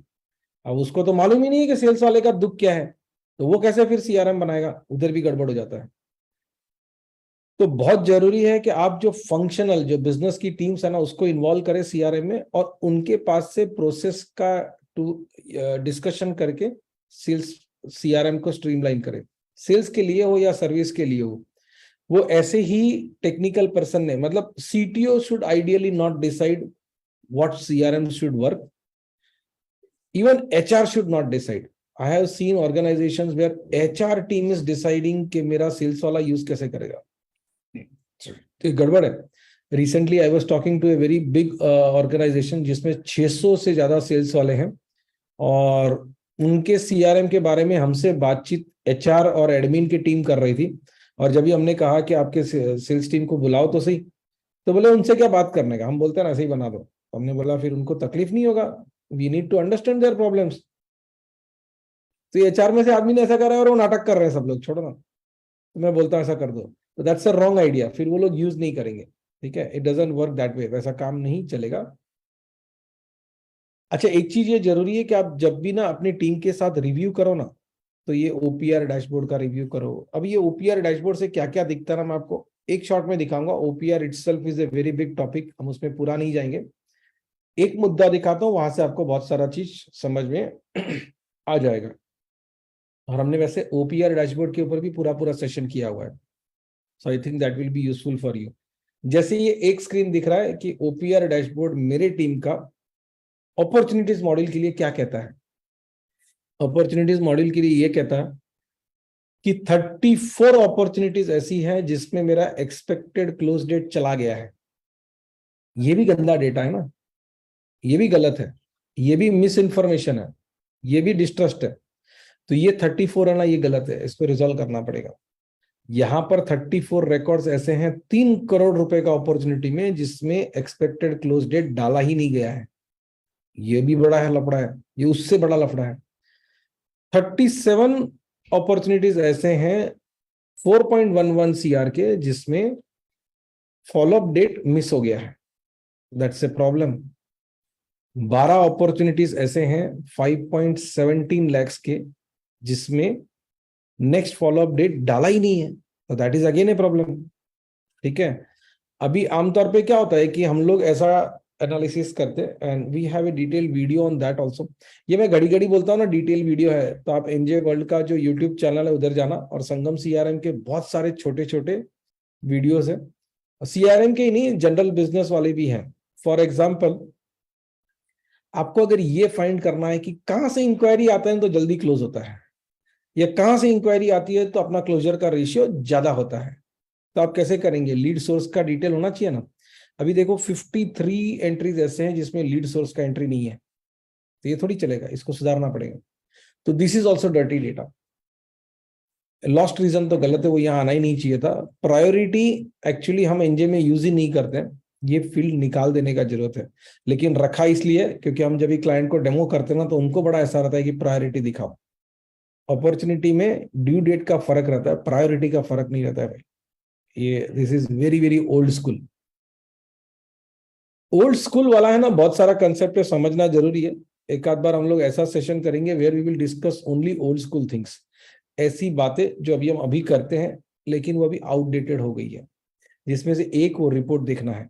रिपोर्ट देखने का जो कंसेप्ट है ना, ये नए जमाने का नए तरीके से होना चाहिए। इसके ऊपर कभी बात करेंगे। ये प्रोडक्ट कैटेगरी में देखो 3 अपॉर्चुनिटी ऐसी है जिसमें प्रोडक्ट कैटेगरी खाली है, लेकिन ये शायद वही है जो इन्होंने टेस्टिंग में बनाया है।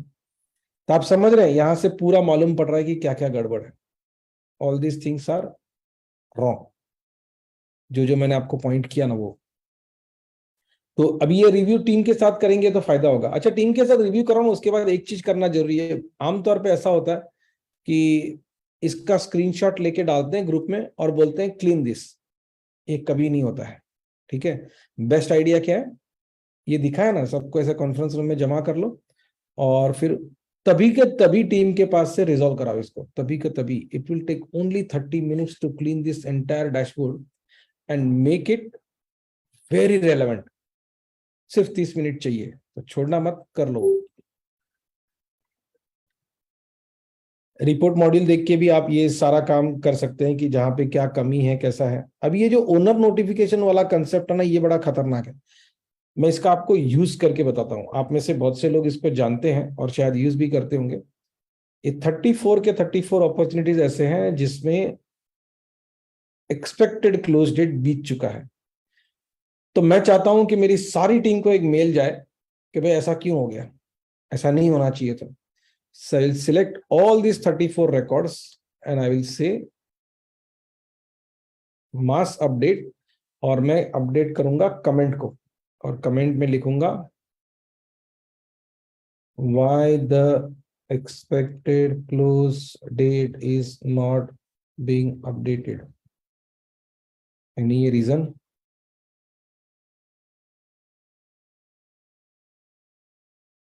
Please speak to me.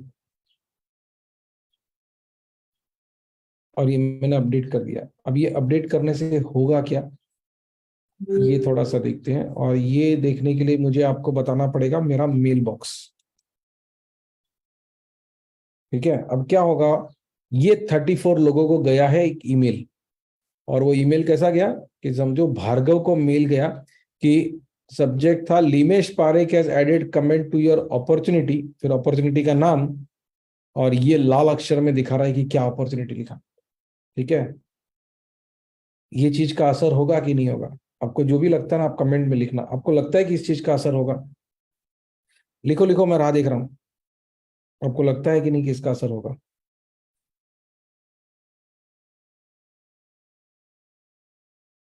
तो फिर ना बस इसको करके देखो, करोगे तो होगा, नहीं करोगे तो नहीं होगा।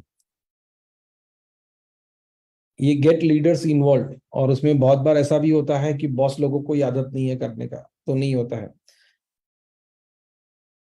ये व्हाट्सएप में रिपोर्ट आप एक्सेप्ट कर लोगे, फोन से बात कर लोगे, तो टीम है ना आपका सीआरएम में अपडेट नहीं करेगा। फोन पे बात करना जरूरी है, सामने बैठ के भी बात करना जरूरी है, लेकिन सीआरएम खोल के ही बात करो, तो then people will start understanding the CRM.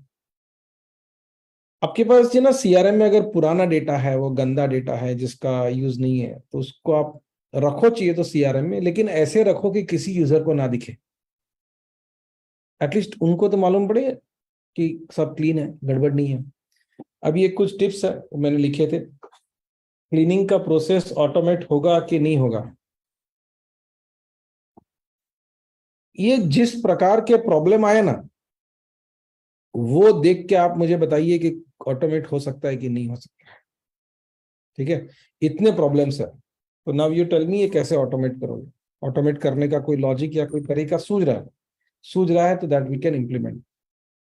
ठीक है, there are some other things. पहले मैं आपके क्वेश्चंस इधर ले लेता हूं तो we can discuss that.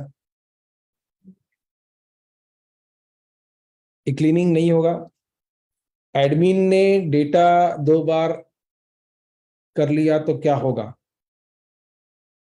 Sir वो डुप्लीकेट तो हो ही जाएगा। ठीक है, पक्का हो जाएगा। ये आदित्य गणपुले ने पूछा है कि अगर किसी का ऑफिस नंबर और पर्सनल नंबर 2 है तो उसको कैसे मैनेज करेंगे? सर वो कॉन्टैक्ट में 2 फील्ड तो लगता है, लेकिन जब भी अब आप आपके मोबाइल में ही कैसे मैनेज करते हैं ना सर, ये सोच के देखिए कि अगर आपके पास मेरा 2 नंबर है, मेरा एक ऑफिस का नंबर है जो कंपनी का है और एक मेरा पर्सनल है, और मान लो ऐसा हुआ कि मैंने ना एनजे का जॉब छोड़ दिया, मैं कहीं और गया, तो आप आपके मोबाइल में जो मेरा कॉन्टैक्ट सेव किया ना, उसमें क्या क्या चेंज करोगे? Just think of that and then apply that to CRM. CRM में कोई बाहर का दुनिया का लॉजिक नहीं चलेगा सर, वही चलेगा। पारस वोरा ने पूछा है how to make team use CRM. जबरदस्त क्वेश्चन है सर, और ये आज के स्कोप के बाहर है, बहुत कुछ है उसमें, तो अभी नहीं डिस्कस करेंगे। We have some videos also on it, तो थोड़ा देख लीजिए। अम्बरीश अजिंक्य ने प्रोसेस इन सीआरएम पूछा है, तो अभी प्रोसेस किस चीज का है ना वो क्लियर नहीं है, तो you need to explain that more. अगर आप अभी है तो चैट में लिख सकते हैं कि क्या है, या फिर मैंने जो लिंक शेयर किया था वहां लिंक्डइन पे लिखिएगी क्या है। ये गोपी कृष्णा जी ने पूछा है कि कभी कभी सीआरएम चलता है, कभी कभी नहीं चलता है, कभी डेटा दिखता है, कभी नहीं डेटा दिखता है। तो 2 चीज है, या तो नेटवर्क का प्रॉब्लम होगा, या फिर हो सकता है सर्वर साइड से कुछ हो, लेकिन ये रेयर होता है, सर्वर साइड से बहुत ज्यादा नहीं होता है, नेटवर्क का प्रॉब्लम बड़ा होता है। लेकिन हम लोगों का ऐसा मानना होता है जनरली कि नेटवर्क का थोड़ी प्रॉब्लम होगा। मेरे पास 300 MBPS का लाइन है। आप लोगों को मालूम है 300 MBPS, ये MBPS है ना, ये स्पीड का मापदंड नहीं है। MBPS is bandwidth, not the speed, right? It's like saying I have an 8-way highway, 8-lane highway. 8-lane highway अलग चीज है, 80 km/h ये अलग चीज है, स्पीड अलग है, ये अलग है। तो थोड़ा सा कंसेप्ट समझेंगे तो क्लियर हो जाएगा।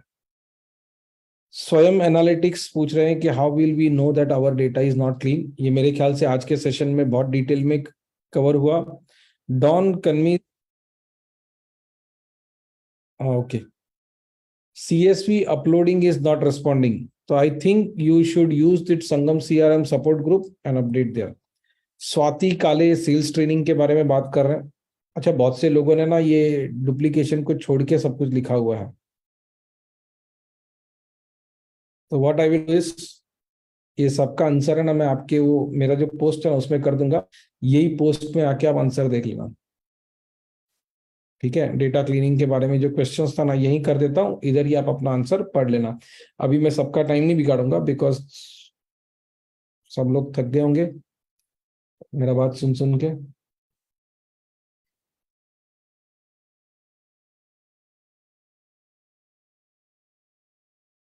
Okay, can a copy of this get triggered to the management too? हाँ, हो सकता ना, क्या प्रॉब्लम है, मैनेजमेंट को भी मिल सकता है।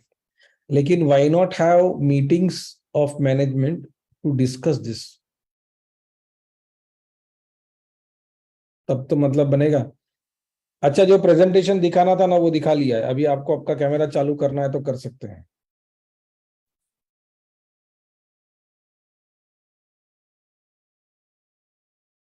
ये वासु जैन ने लिखा है, I am into real estate and tried few CRM। हाँ मैडम, कर सकते हैं। आप एक काम करिए, sangamcrm.com पे जाके पहले तो एक फ्री CRM में रजिस्टर कर लीजिए, हमारे इसका कोर्सेज भी है। And once you register, somebody from our team will guide you कि आपने ये पूरा काम करना कैसे चाहिए, ठीक है।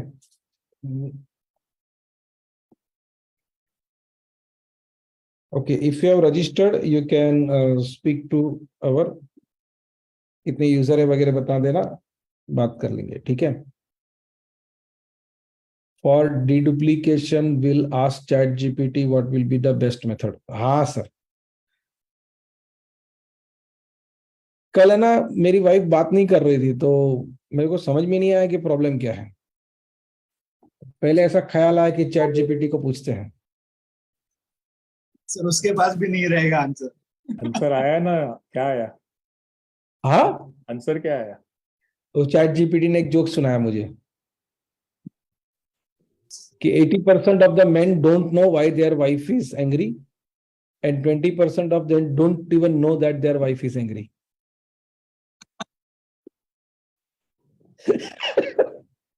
ठीक है sir, any more questions you want to ask? नहीं सर, बढ़िया था सेशन। ठीक है, मेरा एक रिक्वेस्ट है। अच्छा, नितिन भाई, सुहास भाई, आप लोग सब है तो बात बता दूं, अपना मंडे को मीटिंग है जहां पे ये जो लोगों ने CRM सेलर वाला कोर्स कंप्लीट किया है तो उसका हम लोग एक फाइनल डिस्कशन करने वाले हैं और वो सर्टिफिकेशन भी आएगा, ठीक है। और दूसरा, जो लोगों ने इम्प्लीमेंटेशन चालू कर दिया है, ठीक है, सुहास भाई है, भरत भाई है, गौरान भाई है, सब, तो अपना एक कल मीटिंग है, ये 3 जैसा हर वीक होता है कि where we will discuss whatever. अच्छा, ये बंडल कोर्स का लिंक, यस, बोलो ना भाई। हेलो निमेश भाई, यस, मेरा आवाज आ रहा है? हेलो, हाँ आ रहा है, आ रहा है।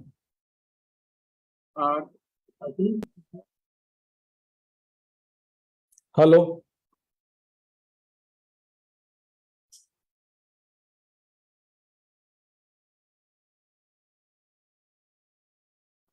हेलो। हाँ, मैंने सर लीड अपलोड कर दिया है, लेकिन सारा लीड उसमें शो नहीं हो रहा है। किधर? पहले शो हो गया था, लेकिन उसके बाद शो नहीं हो रहा, और कई बार ट्राई किया, लेकिन उसमें समझ नहीं आ रहा क्या करूं उसमें। सर मेरा ना आपसे एक रिक्वेस्ट है, जब भी हम लोग जाहिर में कुछ कोर्स लिखते हैं ना, मतलब पूरी दुनिया को दिखे ऐसा। तो आपके पास मेरा नंबर भी है ना? जी सर। हाँ, तो आप मुझे फोन ही कर लीजिए, चलेगा। ठीक है, ठीक ठीक। अब अपना क्या होगा कि पब्लिक में कहीं पे लिखेंगे ना कि मेरा पूरा दिन वेस्ट हो गया, तो बाकी के लोग तो वैसे भी हेल्प नहीं कर पाएंगे। हेल्प तो समझो मैंने करना है। हाँ, एक्चुअली क्या है कि उनसे मेरी बात हुई थी, तो उन्होंने कहा कि मुझे समझ नहीं आया कि आप सही से प्रेजेंट करो। हमको जैसा समझ में आता है हम तो वैसे ही लिख देते हैं कि भाई हमने ये चीजें किया है। अब तो आपका इसके अंदर टूल्स में क्या चीजें होती है वो अंडरस्टैंड करना बड़ा मुश्किल है कि उसको क्या बोलते हैं। इसीलिए तो बोल रहा हूँ, मेरा नंबर तो है ना आपके पास। हाँ जी, हाँ जी, है आपका नंबर। हाँ बहुत जी। Stop clear. किसी ने जवाब नहीं दिया तो मैं तो दूंगा जवाब, तो चिंता मत करो। तो है ना, जाहिर में लिखना पड़े अपने को। जब अपना रिलेशन नहीं होना तो लिखे तो समझ में आता है। हम्म। है ना, क्या होता है कि टेस्ला में कुछ नहीं हुआ ना तो लोग लिखते हैं क्योंकि Elon Musk is not available to talk on phone. Limesh Parekh तो है ना भाई, मिलता है ना आपको। क्योंकि सर वहां पे जो भी उन्होंने बोला वो मैंने किया। उन्होंने कहा स्क्रीनशॉट भेजो, मैंने स्क्रीनशॉट भेज दिया। वो फिर बोल रहे मुझे। मीडियम है करने का, वहां नहीं हुआ तो आप सीधा फोन कर लो ना। उधर नाराज हो जाओगे ना, दुखी हो जाओगे तो I will not be able to help. नहीं, मुझे लगा अब नो डाउट कि इतना टीम है तो टीम का काम है, तो क्यों आपको परेशान किया, इसलिए नहीं लिखा आपको। मैं नेक्स्ट टाइम ध्यान रखूंगा। लिखोगे कि मेरा पूरा दिन वेस्ट हुआ और कुछ काम नहीं हुआ, इससे तो जी। हम रिलेशन ज्यादा स्ट्रेन हो गया। ऐसा हुआ ना, क्या हुआ? उससे तो हमारा दोनों का रिलेशन ज्यादा स्ट्रेन हो गया। ऐसा हुआ ना, हम्म। वही तो बोल रहा हूं। अच्छा, ये कोर्स का ना बंडल 2 है। आप में से कितने कितने लोगों ने कोर्स कर लिया है? चल रहा है सर अभी। कोई ऐसा भी है जिसका लेने का ही बाकी है? अभी ये मैंने पहला बंडल दिया है ना, this is for and users. और जो लोगों का ऐसा है कि आपको एनजीए का पार्टनर बनना है, तो उसमें दूसरा एक बंडल है where even the sellers course is included. ये दूसरा है, राइट। और इसके बाद 9558821650, ये मेरा मोबाइल नंबर है। ठीक है, तो I am available.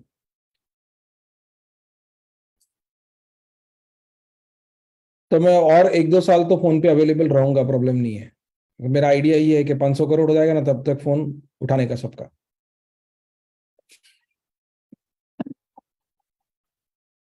All the best. Sir हम चाहेंगे जल्दी हो जाए, हम भी 500 करोड़ के बराबर जल्दी पहुंच जाए। आप तो पहुंचेंगे, आपके साथ। साथ में पहुंचेंगे यार। तो ये कोर्स अगर नहीं किया ना सर, कर लो। सर्वेश भाई, आपने किया है कोर्स के बाकी है? कोर्स अभी चल रहा है, मेरे पास 2 हैं। एक तो यूजर वाला है, एक दूसरा है क्या बोलते हैं उसको, मुझे ज्यादा जानकारी नहीं है, एडमिनिस्ट्रेशन वाला है। और सर, सेलिंग का भी करना है, क्योंकि मैंने सोचा है कि एक मैं ही है कि 2-3 देखना टीम बाकी रख के सेलिंग का कोर्स करेंगे हम, सीआरएम का। सर तो नहीं। 500 करोड़ का अलग ग्रुप बनाएंगे। हाँ, बिल्कुल। 500 करोड़ में पार्टनर्स का भी तो है ही ना हिस्सा। हम्म। वो सबका साथ सबका विकास। वही मैं बता रहा हूँ ना। केवल बोलने का नहीं सर, करने का। लिमेश साथ भाई में का जाएंगे 500 बाहर, करोड़ होएगा, लिमेश घूमने भाई का जाएंगे। 500 करोड़ होएगा तो हमारा भी 50-50 हो जाएगा ना। वही तो मैं वही बोल रहा हूँ कि सर फाइनली रिक्वेस्ट आप सबको ये है कि ये जो मैंने लिमेश भाई नाचे तो अपने छाटा उठते नहीं थोड़ा। वाह भाई वाह। लिमेश भाई नाचे तो छाटा उड़ से। सही बोला। Limesh sir. Yes, sir good evening. Very good evening, बोलो ना। हाँ सर, आते रहिए बीच बीच में सर, क्लास लेते रहिए, हम लोग का अच्छा लगता है। आप क्लासेस कम कर दिया, लॉकडाउन टाइम आपका क्लासेस मिला था तो काफी। मोहन भाई, आपने कोर्स कर लिया कि बाकी है? कोर्स अभी नहीं किया है सर। हाँ, तो देखो प्रॉब्लम क्या होता है ना, मैं आपको बताऊं। यहाँ पे बहुत से लोग कोर्स करके आए हैं, तो मेरे लिए कंफ्यूजन होता है कि पोस्ट ग्रेजुएशन का बात करने का है कि जूनियर केजी का। ठीक है, इसलिए अब अलग अलग मीटिंग कर रहे हैं। तो सैटरडे को उन लोगों का पोस्ट ग्रेजुएशन वाला मीटिंग रहता है हमारा। ओके ओके ओके, तभी मैं सोचा सर आजकल क्लास नहीं ले रहे हम लोग। ग्रेजुएशन सेरेमनी है। लिमेश भाई, जिसने 5 कोर्स किया है ना, उसको 5 शेयर भी देते जाओ। आपके कंपनी के शेयर देते जाओ। अच्छा है सर। Yes, agree? हम लोग भी खरीद लेंगे, हम भी पार्टनर बन जाएंगे रियल टर्म्स पार्टनर में, बन जाएंगे, बिल्कुल। रियल टर्म्स में पार्टनर बन हम तो बोलेंगे आपको भी एक ऐसा स्कीम निकालना चाहिए कि जो हम बिजनेस करेंगे ना, तो उसमें से एक ऑफर चला गया कि अगर इतना हो गया तो इतना शेयर भी दे देंगे, इतना बिजनेस किया तो कोई भी ऐसे पॉइंट राजेश भाई, हम राजेश सबके लिए भाई बेटर त्रावा रहेगा, पेलानी प्रक्रिया कही नहीं थी तब। हम सबके लिए अच्छा रहेगा। चलो भाई, अभी मेरा लैपटॉप डाउन हो गया या लाइट चली गई है। Thank you sir. वो तो होना ही था। थैंक यू रमेश भाई, थैंक यू वेरी मच। 500 लोग शेयर लेने के लिए खड़े हो जाएंगे। यस,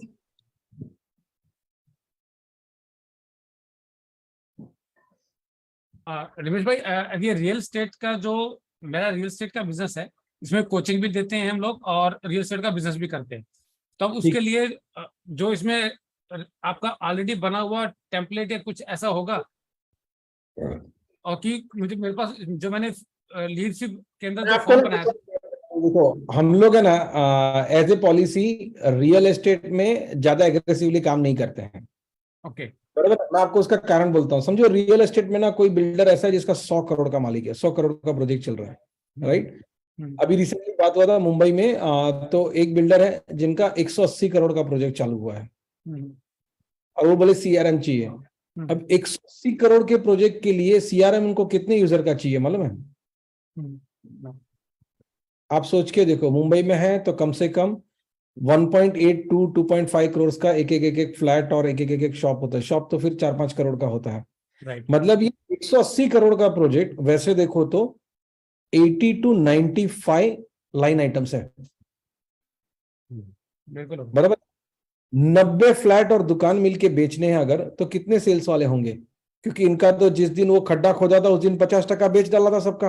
हाँ, इन थाउजेंड्स तो होते ही है, टीम तो है ही। अगले 2-3 महीने में बाकी का बिक जाता है, जी। तो एक या दो ही सेल्स वाला होगा, ठीक है। अच्छा, 3-4 महीने के बाद तो ये आगे यूज नहीं करेगा। तो आप थोड़ा सा लंबा सोच के देखिए कि what all of you are trying to do is create a recurring revenue model, है ना। ये सास के धंधे में एक वर्ड होता है जिसको बोलते हैं LTV, life time value of customer, ठीक है। तो किसी कस्टमर को मैं बेचूंगा ना, तो मेरे को पूरे लाइफ में कितना पैसा देगा। तो जहां अपने को मालूम है कि ये 3 महीने से आगे यूज नहीं करने वाला है, तो उसके ऊपर आप मेहनत करोगे तो कैसा जाएगा। उससे अच्छा है कि अगर आप किसी कंस्ट्रक्शन वाले को छोड़ के मैन्युफैक्चरिंग वाले को या सर्विस वाले को या किसी और को देते हो। जैसे हॉस्पिटल को भी अगर दिया सीआरएम, मैन्युफैक्चरिंग वाले को सीआरएम दिया, वो 8-10 साल तक यूज करेगा। 7 साल सॉरी आपको इंटरप्ट करूं, वो मैं तो अपने लिए बोल रहा हूँ, क्योंकि हम तो चैनल पार्टनर और एज ए बिजनेस के उससे काम करते हैं, हम तो प्रोडक्ट बेचते हैं, तो हमारा बिल्डर तो बदलता रहता है। तो मैं बेचना चाहता हूँ, इसलिए मैंने बताया आपको। दूसरा सर्वेश भाई, लास्ट में रिक्वेस्ट ये था कि आप कुछ भी हो जाना सीधा मुझे बोल दो, कोई दिक्कत नहीं आएगी अभी। देखो नरेंद्र ट्विटर के ये भी बंद होना आसमान पर એટલે ભાવ છાપા પાડીને કોઈ ઓળખીતા ન હોય તો હાલતો જ નહીં। चिराग भाई म्यूट करेंगे प्लीज। આપી દે તો વાંધો નહીં। चिराग भाई, हाँ थैंक यू जी। हाँ, तो कैसा है सर्वेश भाई कि नरेंद्र मोदी के ट्विटर के ऊपर जाके कोई ट्रोल करके चलेगा, यार मैं कितना छोटा आदमी हूँ। एनीवेज, इसके ऊपर हम लोग कल नहीं तो मंडे को बात करते हैं कि ये आपके बिजनेस में कैसे यूज होगा, ठीक है। आप कोर्स पहले कंप्लीट कर लो, बाद में करो, ठीक। ये देखो अपने इधर है ना, कोई जॉब के लिए आया समझो आपके इधर, बराबर है, आपने बोला था एमबीए चाहिए और वो बोला सर मैं एमबीए तो ज्वाइन कर लूंगा, वो हो जाएगा, कोई टेंशन नहीं लो, आप मेरे को जॉब दे दो अभी। What would be the response, है ना। मैंने मेरे बच्चों को कभी नहीं पूछा कि बेटा इस एग्जाम में कितने मार्क आएंगे। मुझे डर ये लगता है कि अगर बच्चे ने पूछ लिया ना कि पापा इस साल टर्नओवर कितना करोगे, है ना, ये मुद्दा है। चलो sir, thank you very much, very nice speaking. मैं आशा करता हूं कि आज का सेशन यूजफुल हुआ होगा, उतना ही नहीं लेकिन आप अमल करोगे। हाँ वेरी यूजफुल। Thank you.